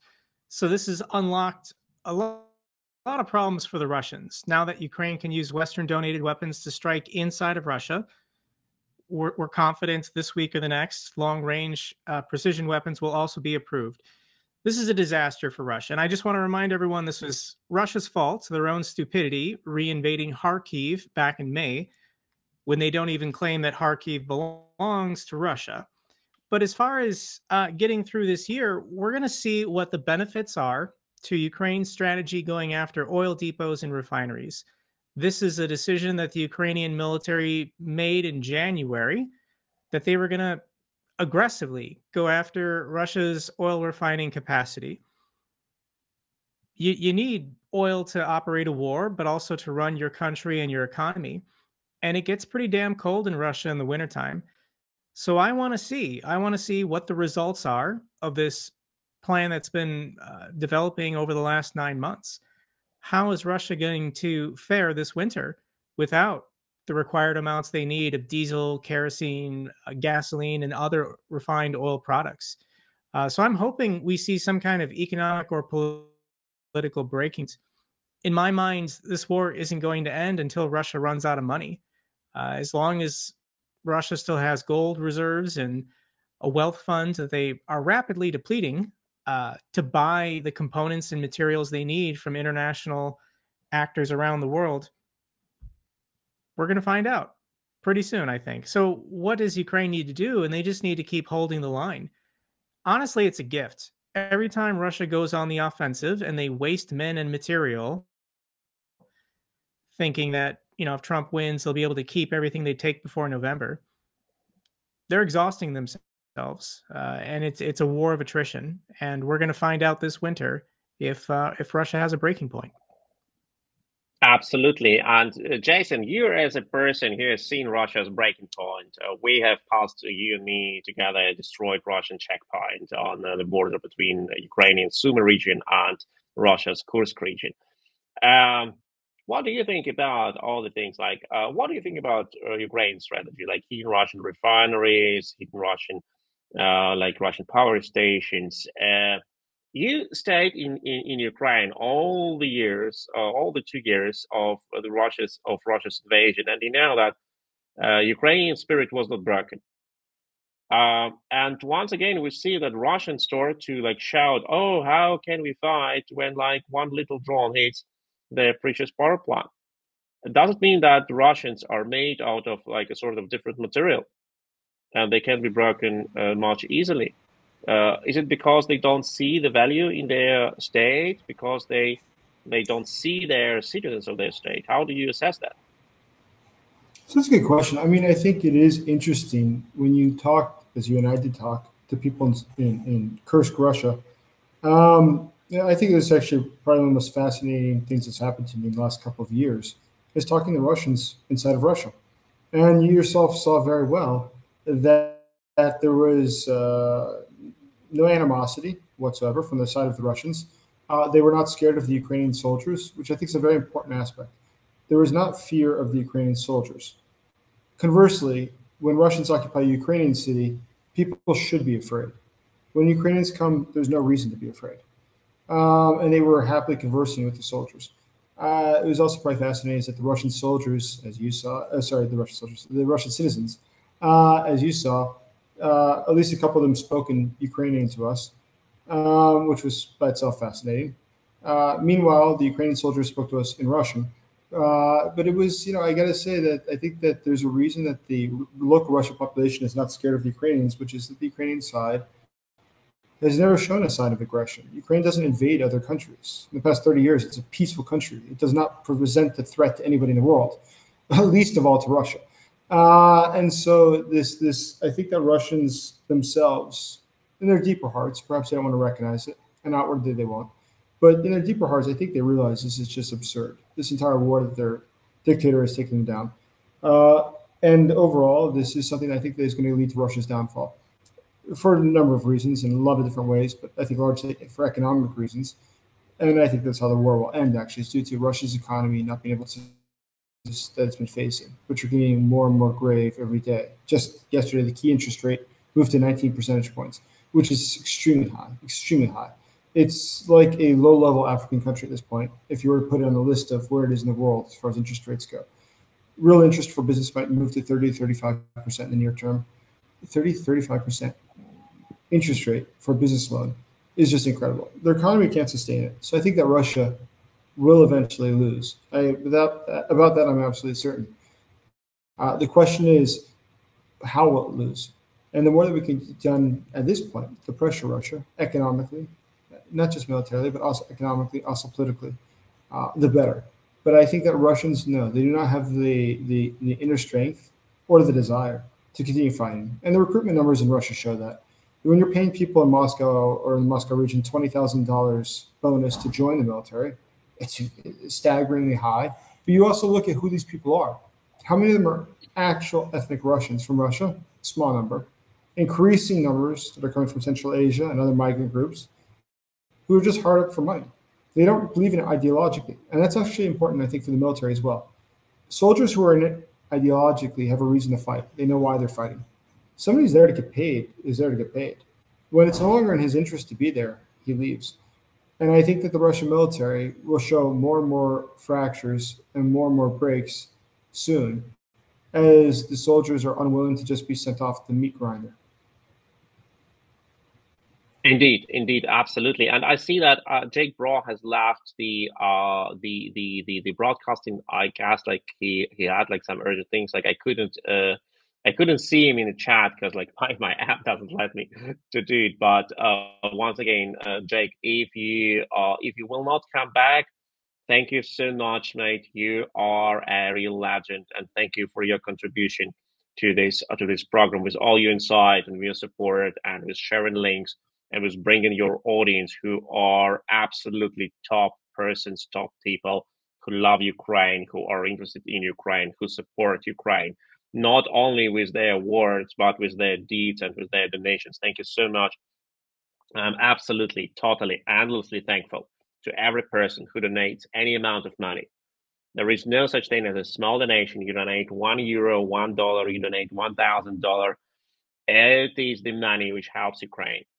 And if enough people donate also very small amounts, which they donate from their money, it's their life. If you want to see it that way, it's their time they invested in their work, and they have earned this money, spending their life working, and then they donate this money to a country which they have maybe never visited before and never knew about existence before the full-scale invasion and genocide.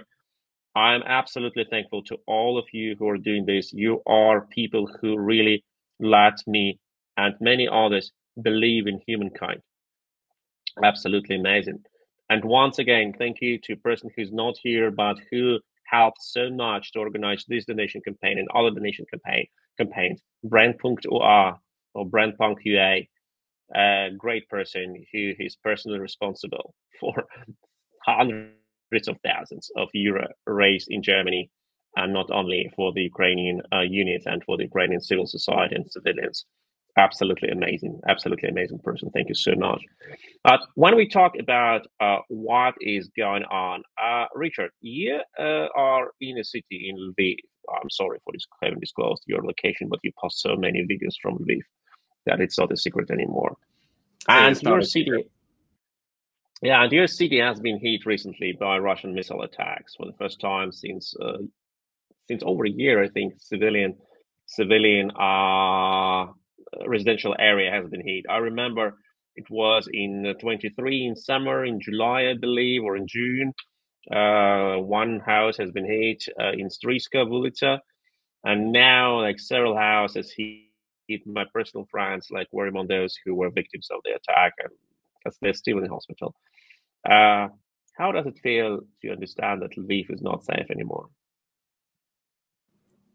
I think the hardest bit was just seeing that man who his whole family, his wife was killed, his kids were killed, and that is the thing since the beginning of the war. And although I've become very numb to death being in Ukraine for the past 2.5 years now, it is the death of young children that completely breaks me into a million pieces. And we now are doing everything possible on the ground to rebuild the homes there.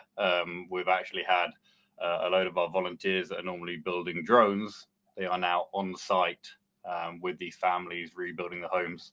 And thanks to Ernest, he went around to every single one of these homes and found the people that were the really vulnerable ones, and the ones where their husbands were fighting on the front lines, or they were medics actually for Alina. So these people that are giving everything to their country, their homes were destroyed, and now we're going in there to repair everything. But that was not your question. Your question was, how does it feel to have a missile strike here, and do we feel safe? And to be honest, in Lviv, you still feel safe. You know, it's being in Lviv, it's being in Kyiv, it's this understanding that life is strangely going on, but what are we going to be like those people on the internet that say, oh, unless every Ukrainian is crying all the time and, you know, staying in their homes, then there is no war going on. And we need something to continue to live and to fight for.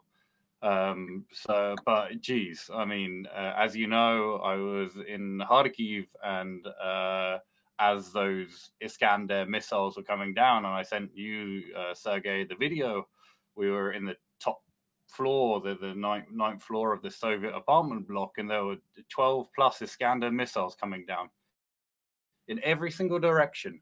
And you just stand there and you forget that it's not a dream and it's not a movie, and that every single one of these missiles that is landing around you, and you see the smoke coming up, is people dying.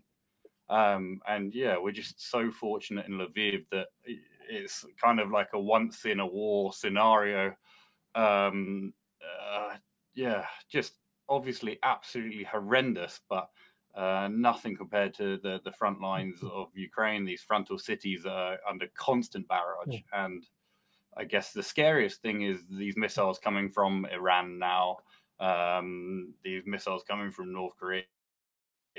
They will be of a shorter range, and so therefore all these frontal cities are going to be completely wiped off the map unless unless America turns around and gives us the ability to strike where these missiles will be fired from.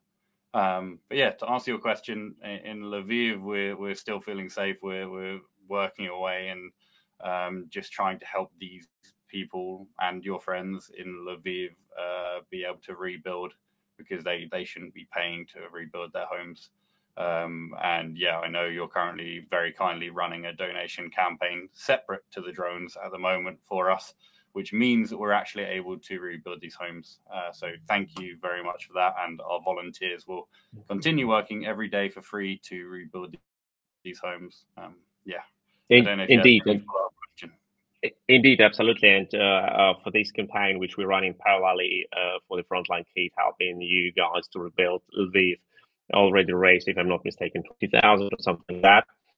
And this is amazing sign of support, that people do not only support army, they support humanitarian, purely humanitarian means for the civilians, but every single mean is what the world wants to help Ukraine with.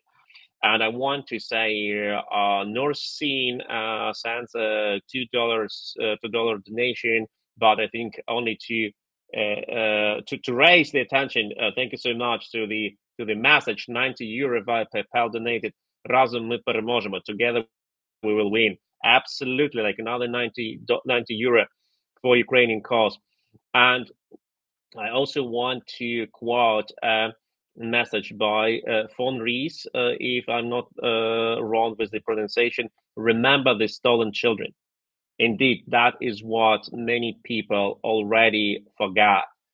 Russia has stolen hundreds of thousands of Ukrainian children, re-educating them, learning them to hate Ukraine, brainwashing them, adopting them to families, erasing their identity, forging their birth certificates, like making wrong dates, wrong names, wrong places of birthplace. If children are pretty young, they will never know their identity. Russia is really stealing Ukrainian future. And this is being done also because the world allowed Russia to continue this war.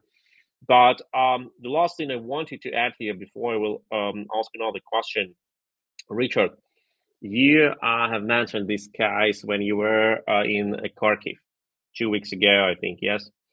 And you saw the Iskander missiles, Russian ballistic missiles, raining from the sky on Kharkiv residential area, destroying the whole blocks. And you send me a message. We are in Kharkiv and it's raining Iskanders, 15 missiles or 14 missiles hitting simultaneously.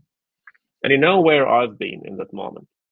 I've been in Prague at the Globsec conference, and I was in a hall listening to Mikhail Khodorkovsky, Russian oligarch, not a friend of Putin, leader of Russian liberal opposition. And Mikhail Khodorkovsky, sitting on the podium, was the only person speaking Russian, because he doesn't want to speak English in an international conference. He wants to speak Russian. And he was making a message, like, I nearly quote him, you will have to learn to live with Russia, because there is no way to live in Europe without Russia. You are talking now about defeat of Russia, that alienates Russians. You're talking about, and that was a lie, a pure lie. He said that the West fighting a war against every single Russian person wanting to raise Russian identity, Russian nation. That is a lie. Nobody in the West wants to do it. What the West, the good people in the West want to do is to eliminate Russian imperial threat, to make Russia incapable to kill thousands and millions of people. Nobody wants to raise a Russian nation. They can live whatever they want. They want Russia to stop genociding other people. And Mikhail Khodorkovsky was talking this genocidal, chauvinistic, imperialistic bullshit from the podium in Prague. In this moment, I get a message from Richard, who is in Kharkiv, being bombarded and genocided by the Russian missiles. That was such a terrible contrast, having like Karam Murza in the workshop telling how terrible it was for him and how the world must be solidarized with the Russian opposition, having other people, and that's really terrible, really terrible. Anna, what do you think? Why is the West so obsessed with the Russians, but not thinking about what they bring? First of all, is that Russia was lucky to inherit propaganda machine from Soviet Union, and Soviet Union actually took a lot from former Russian Empire. They rebrand everything around the Kremlin, but in reality, they use the majority of same like messages. Russian Empire wanted to destroy Ukraine and lots of other countries, nations, languages, cultures. Soviet Union continued that, and now Russian Federation. Whatever name they take, they continue their imperial project. And at the same time, we have to be honest that the majority of people outside this part of the world, I don't want to use this Russian terminology, West, collective West, you know, but in reality, the majority of these people know nothing about this part of the world, all because of the Iron Curtain that existed for decades, all because of Russian dominance in media. And that's why the image of Russia is very distorted and very wrong. Actually, many people looking at the map of the Russian Federation clearly see it all as Russia, when in reality, the Federation consists of 22 national republics and Russia is just one of them. Many of these countries, culturally, linguistically, religiously, are very different from Russia. And if you visit them, you would never believe it's Russia. The classical Russia, the one that people know from films, novels, and so on, is something around Moscow, and it's much smaller than the rest of Russia, that Russian Federation, that Kremlin actually uses for resources. And Russian Federation is extremely centralized. It's not a real federation, and they simply drink blood from this very different republics, that many of which actually in the 90s tried to become independent, like Tatarstan or Sakha. And right now, with his genocidal war against Ukraine, we've touched upon that in the conversation today. Putin conscripts and mobilizes people from distant parts of the Russian Federation, actually solving lots of his ethnic problems in a very Hitler-like style, sending them to these meat grinders in Ukraine. And nobody is actually talking about the protection of these peoples inside Russia. Unfortunately, there is some opposition to Putin, like Navalny, like Khodorkovsky, like I don't know, the widow of Navalny, but they are opposition to Putin, not opposition to Russian imperial project. And when you listen attentively to them, you can clearly see that they are actually for this gathering of former Russian Empire and Soviet Union lands. They are very chauvinistic in what they are saying. And actually, what the world observes right now is the collapse, the dissolution of the last empire. In this other parts of the world, this process ended perhaps in the 19th century or at the beginning of the 20th century. And here it happens to Russia online. Although personally, I would not equate it to an empire, I would compare it to an horde, because it more resembles an horde. Empire was still trying to spread something, I don't know, technologies, more money in the center. And with Russia, with Soviet Union, it was always different. They were taking it all away. And it was very symbolic that his visit to Mongolia, Putin honored Genghis Khan, and lots of troubles here inside in Kiev, Rus. I will not go deep into history, but it all actually began with Mongolian hordes burning Kiev and Russia deciding to cooperate with them, former Moscovia. So we observe right now is this process. It is an agony of an imperial monster. It's a dangerous process because, when dinosaurs died or dragons died falling, they can actually harm someone nearby, and that's what's happening at the moment. But the process of this dissolution, of this destruction of Russia, it has already started. And perhaps even before the start of the full-scale invasion of Ukraine, when Putin first violated international law, invading Georgia, and the world did not react properly, allowing him to do that. So this process is happening. Our task is just to make it less violent and try to, improve it where possible. What I find very disturbing is that very few intellectuals, politicians are actually ready to discuss the world after Putin, the world after the defeat of Russia. And it's extremely important to visualize this future, because so far people are hiding behind this, like, let Ukraine not die, let Ukraine not lose, but we do need to defeat Russia. And then we will have 140 million brainwashed people who have never experienced what democracy is.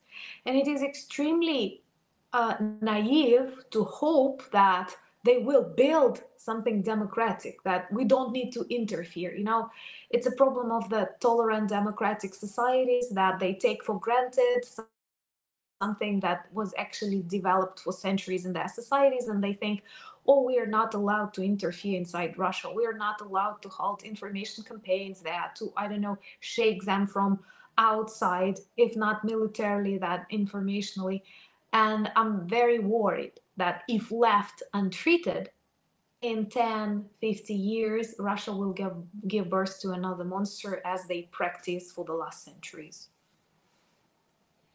Absolutely. Thank you so much. Thank you so much, dear Anna, for this. And I got a message in a chat but there is one, a Russian opposition is a disaster mostly. There is one guy who many say he understands what is the problem with Russian imperialism. It is Kasparov, and I would.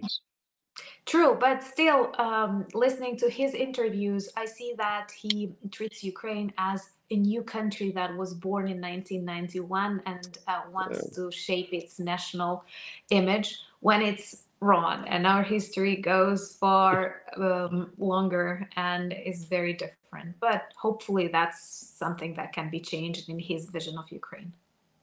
Absolutely. Hope like he is a person who like being correctly like informed can really develop a good attitude, because he's really the one who opposed Russian imperialism, and who understands like all these patterns of erasing nations and destroying nations. So Malcolm Nance is back, and that is amazing, because like we lost you, and now you're back. Thank you for having joined us.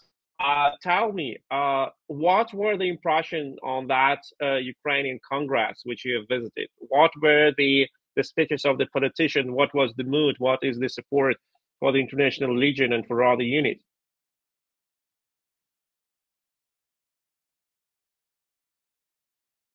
Malcolm, can you hear us?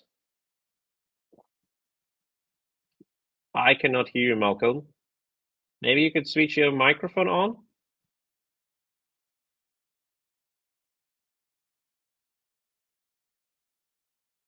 No.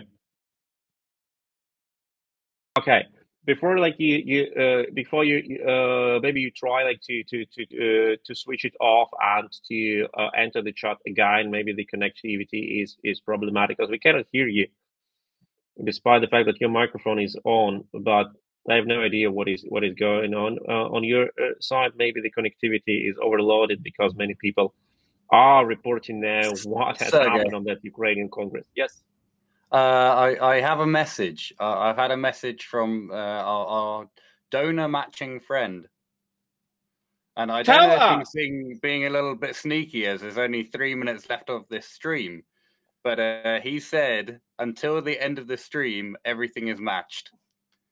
So until if the end anyone of in the the next stream 3 minutes wants to donate, we're at 111,000. And he's going to match it. So if someone wants to quickly drop 10,000, then that amount will be doubled. But I can't imagine anyone's going to do that in the next 3 minutes. I know. Oh my gosh, guys, 2 minutes please, earlier, please. but Malcolm Nance came on, and I was like, we can't interrupt the great man himself. Please, please, please. First, thank him. He's a great person. Like, not sneaky. Don't call this person sneaky. He invests like over hundreds of thousands. Hundreds of thousands. Sneaky. That is amazing. Please. So we're at 111,000 now, and there are 20,000+ people listening live. So if anyone wants to donate, anything's doubled. Please go to the link. Go to the PayPal link under this YouTube stream, or like the PayPal link. Donate as much as you can. We have 2 minutes left.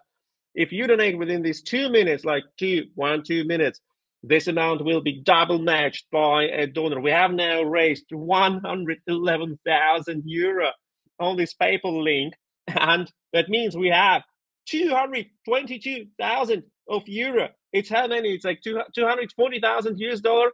Amazing. This is all within just 9 hours. 9 hours after the start of our campaign, and this amount is doubled. 222,000 euro.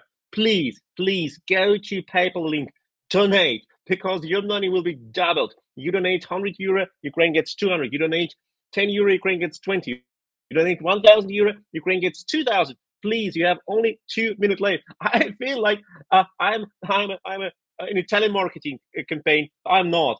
We're all doing great thing for Ukraine. And first of all, you are doing, because 1,500 has been donated so far, so that's 3,000 more already in the past minute. So I think people are hearing your call right now, Sergej. I am refreshing as we speak. Another 200, so that's another 400 that's another drone on the front. So it's going wild. Poor Team Chick. 60 seconds left to make so many drones. Yeah. Oh my God. Yes, I'm already scared. We've got them here. We've got them ready, you know. What you can do, because team will spend sleepless nights. You may also, after this time is over, please donate to Team's beer, because I know this guy. He lives on beer. He doesn't eat. He doesn't sleep. He makes drones and he drinks beer. You may send like a couple of ratings for Team for beer. 1 minute left, maybe less than 1 minute. Please go to PayPal, donate, because this is money being doubled for Ukraine. Okay, now it's over. How much we have? How much we have, Richard? Someone just dropped another 5,000, so that's 10,000 that has now been raised in the past 3 minutes. Oh my goodness! Mind blowing. I mean, Oh my goodness. maybe there's 60 seconds more. Can we hang on 60 seconds more? Maybe someone else will donate 5,000 too. Yeah, I bet you my donor's pulling his hair out now going, why did I say I'd double it? I think we are now like overstretching the great intention of the person. The person wanted to double only 50,000. Now he doubled so many, like 120,000. Amazing. How much we had? Richard, tell me once again, because I cannot refresh it. My browser is dead. So we've just gone from 111 to probably 117,000 now, plus the original 50,000. So you're at nearly 170,000 euros in what, the space of 10 hours? I think it's been 117. 117. 117 plus the 50,000. So we're just about to hit 170,000 euros. Wow. So and we have got $200,000.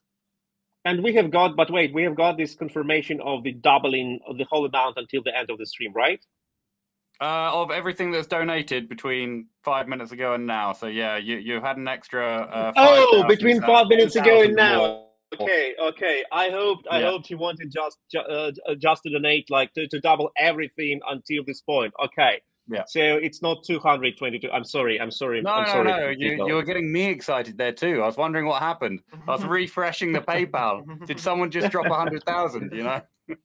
Anyway, like 170,000 raised together with this Dublin matching thing. Amazing, absolutely amazing. And guys, if you have, we are about to finish the campaign. If you have what you want to say about the stream, about Ukraine, about support for Ukraine, about what we need to do, where we need to look, please, the floor is yours. I think I start with Fethi because he's like up on my screen.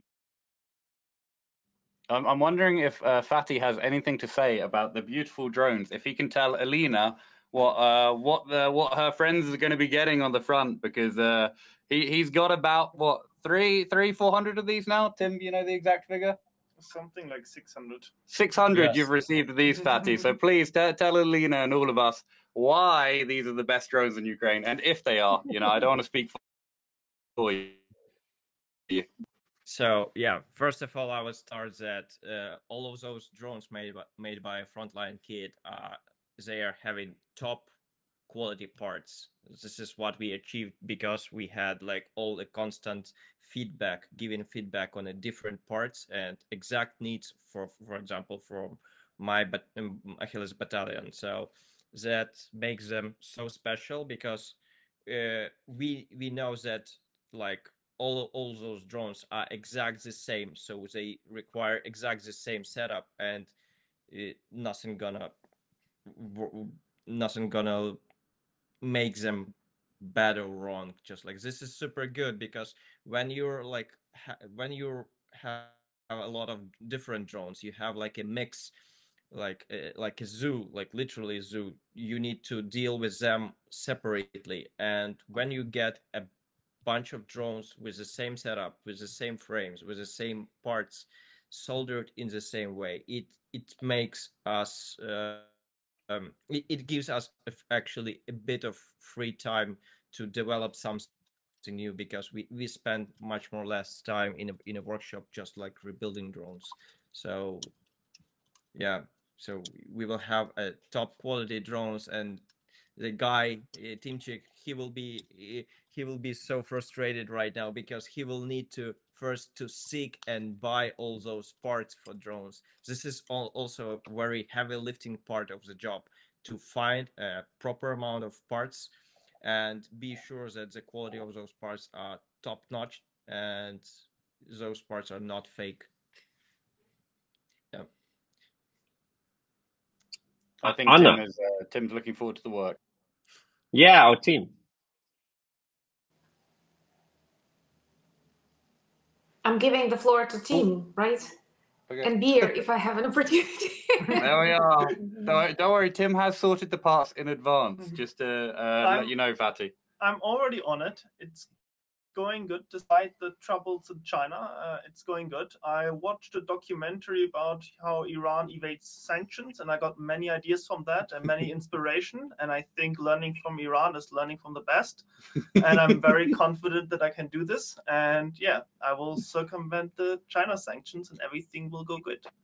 And I'm looking forward to speaking to all of the different units to see what they want. Maybe they want something different than Alexei, and they will get exactly what they want. And I will not sleep a lot in the next 1 month, but it will be worth it. Yeah, and I want, like, before I go like to Anna and to all their other speakers, I want to personally thank a really great YouTuber who's not here on this stream, but who has helped a lot with the promotion of the stream and who has donated 1,000 euro, and that is absolutely amazing. It is Thorsten Heinrich, who is a person with his channel Military and History. And if you have not signed up for his channel, please do it. An amazing person, a really true friend of Ukraine. And thank you for pitching our live stream. Thank you for mentioning it in your live stream. And thank you for the donation of 1,000 euro. It is double. So it is 2,000 euro. And that means it's almost 7 rounds. You have donated 7 rounds, Herr Heinrich. Sergej, my donor has noticed what you're doing. You know, you're up at 8,000 now, so it's 16,000. You haven't ended the stream yet, so you're gonna have to end that stream really quickly. He's gonna be very sad. Okay. We will do it now. Like really, no tricky thing. We are wrapping up and not trying to make it longer.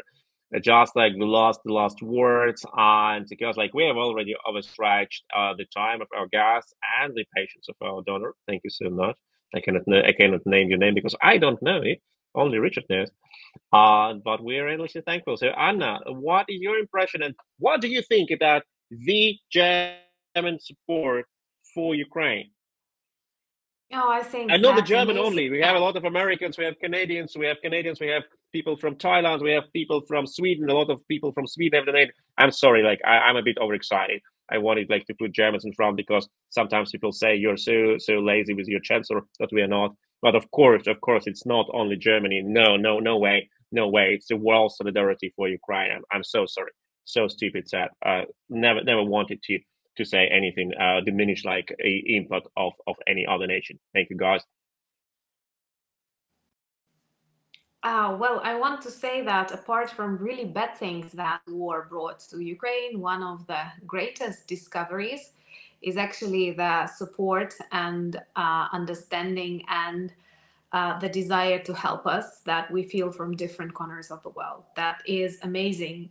You might have chosen a different way to spend your evening, but you've spent it supporting Ukraine and understanding that by investing in our defense, we actually together invest in safety and security of this world. And saving money of the amazing donor who helped us today and making my words shorter, I want to thank you for saving lives, because it's not just a competition. It's not a good evening to discuss important things. It's an amazing team that I want to thank all the people who are together with me, Sergej for uniting all of us, but most importantly, all the community who donated officially saved Ukrainian lives and helped us defeat Russia. Thank you for that. Дякую. Thank you so much. Thank you, Anna, for your moving words. Indeed, it's about Ukrainian life. It's not about like self-promoting and feeling fancy. It's about Ukrainian lives. Then you feel like good when you save Ukrainian lives. It's great, but the first thing is to save Ukrainian lives, then to feel good. Alina, what is your impression? Is it like, does it feel different comparing to Suvorov Dohana? Last summer, 3,000 kilogram guided aerial bomb exploded near me, in the village in Donetsk Oblast. It wasn't something great, something pleasant, but it was a very powerful one. And now I'm feeling the same, but because of your support, and I'm feeling great. Thank you so much. It's amazing. Thank you.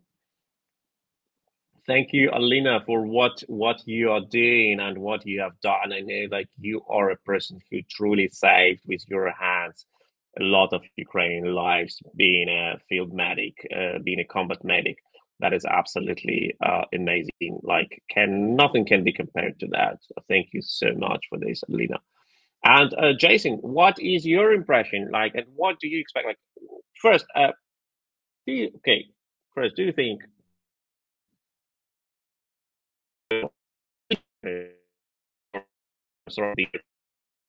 crack 100,000 or 120,000 within just 9 hours?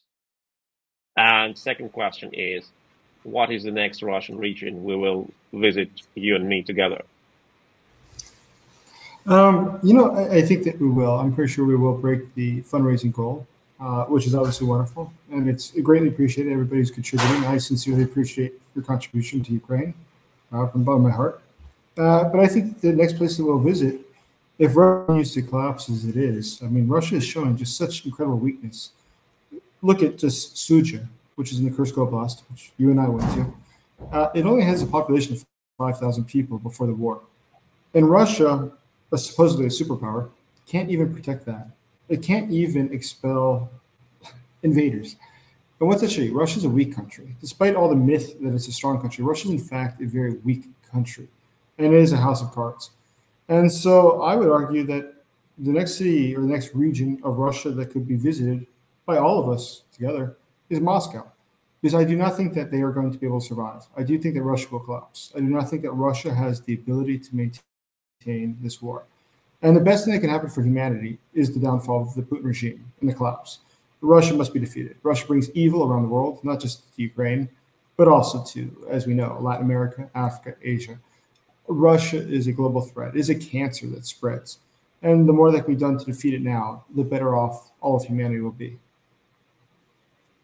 Absolutely. And I think it will be better. Like I always say to my counterparts in Germany, if they are very pro-Russian and say, oh, you cannot let Russia collapse or Russia being defeated, it's so bad. I say, look, if you so much love the Russians, you must wish Russia defeat. Because what Russia is doing now, hundreds of thousands of people from Russia are being conscripted and they've been sent to Ukraine. First, they spoil their soul by killing Ukrainians, raping Ukrainians, torturing Ukrainians, being tools of the genocidal war. They spoil their soul. If you are Christian, okay, I'm not, but if you are, you should say this need to be prevented because they go to hell. Second, Russian families. If you so much think about Russian families, think about them. They need to be defeated. The regime needs to be defeated. The state needs to be defeated. The country needs to be defeated to stop this madness, to stop sending people to the front line. If you so much love the Russians, you must wish immediate military defeat for Russia, because then this madness will stop, and then some regions of Russia will get a chance to be democratized and to live normal life, not the terrible life of killers and rapists they have now. And if you really love Russia, if you're a Russophile, you need to support Ukraine, because Ukraine helps the Russians to stop this imperial madness. It can sound paradox because it's of course not the goal of Ukraine. Ukraine wants to protect their people, to protect their territory, to protect their children. But parallelly, they give the Russians the only real chance to get to normality. But now, I have a message. Okay, I will come to it a bit later. Operator Starsky, your thoughts. Switch on the microphone, please. Yeah, sorry. Yeah, of course, I have thoughts. First of all, I would like to say that we should psychologically prepare to the Russian defeat, because this is something we don't often think about, but Russia will be defeated. There's no other way. Russia invested a lot of money while other civilized countries here in Europe, for example, were investing into social programs and reforms. Russia was stockpiling weapons and investing into weaponry, into tanks, into strategic aviation, missiles. But together we are much stronger than Russia, despite size and everything else. But you know what they say, size doesn't matter. and together we can defeat the Russian terrorists. We should psychologically prepare to this. I would also like to amplify what Anna said about you guys saving Ukrainian lives. Everybody in the chat, everybody supporting Ukraine, guys, you are saving lives. There are people in Ukraine that you most probably will never even see yourself.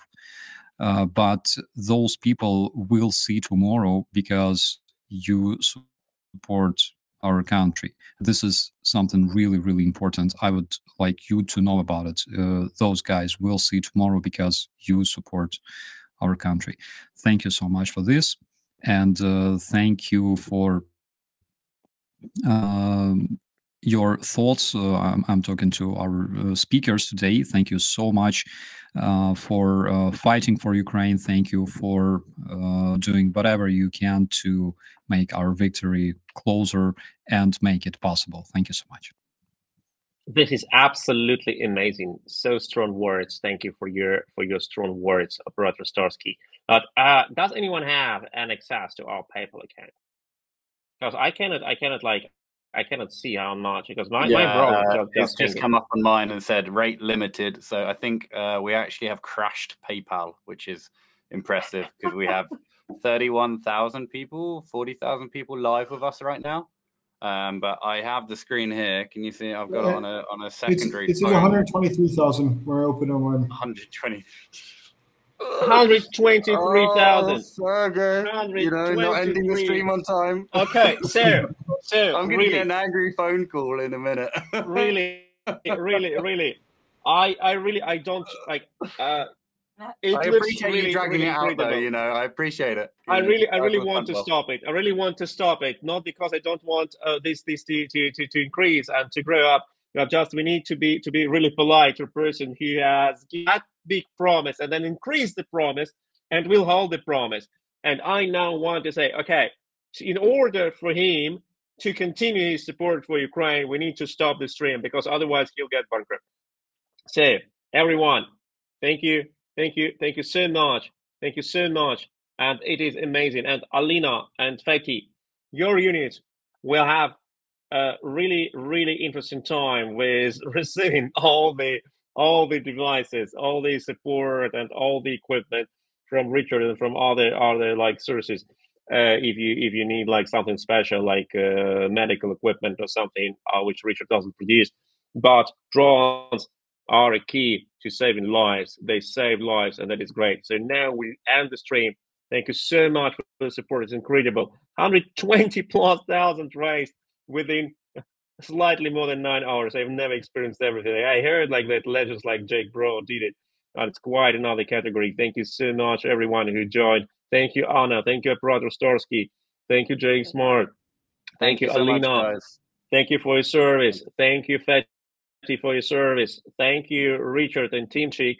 And thank you very much, Jake Bro, who is not now here. And thank you, Malcolm Nance, for having joined it and having pitched. And also, thank you, everyone. Thank you, everyone who pitched it, who did it on the YouTube, on others like Thorsten Heinrich, Professor Garson, and other people who really did great job, and are really true patriots of Ukraine, even not being Ukrainian citizens.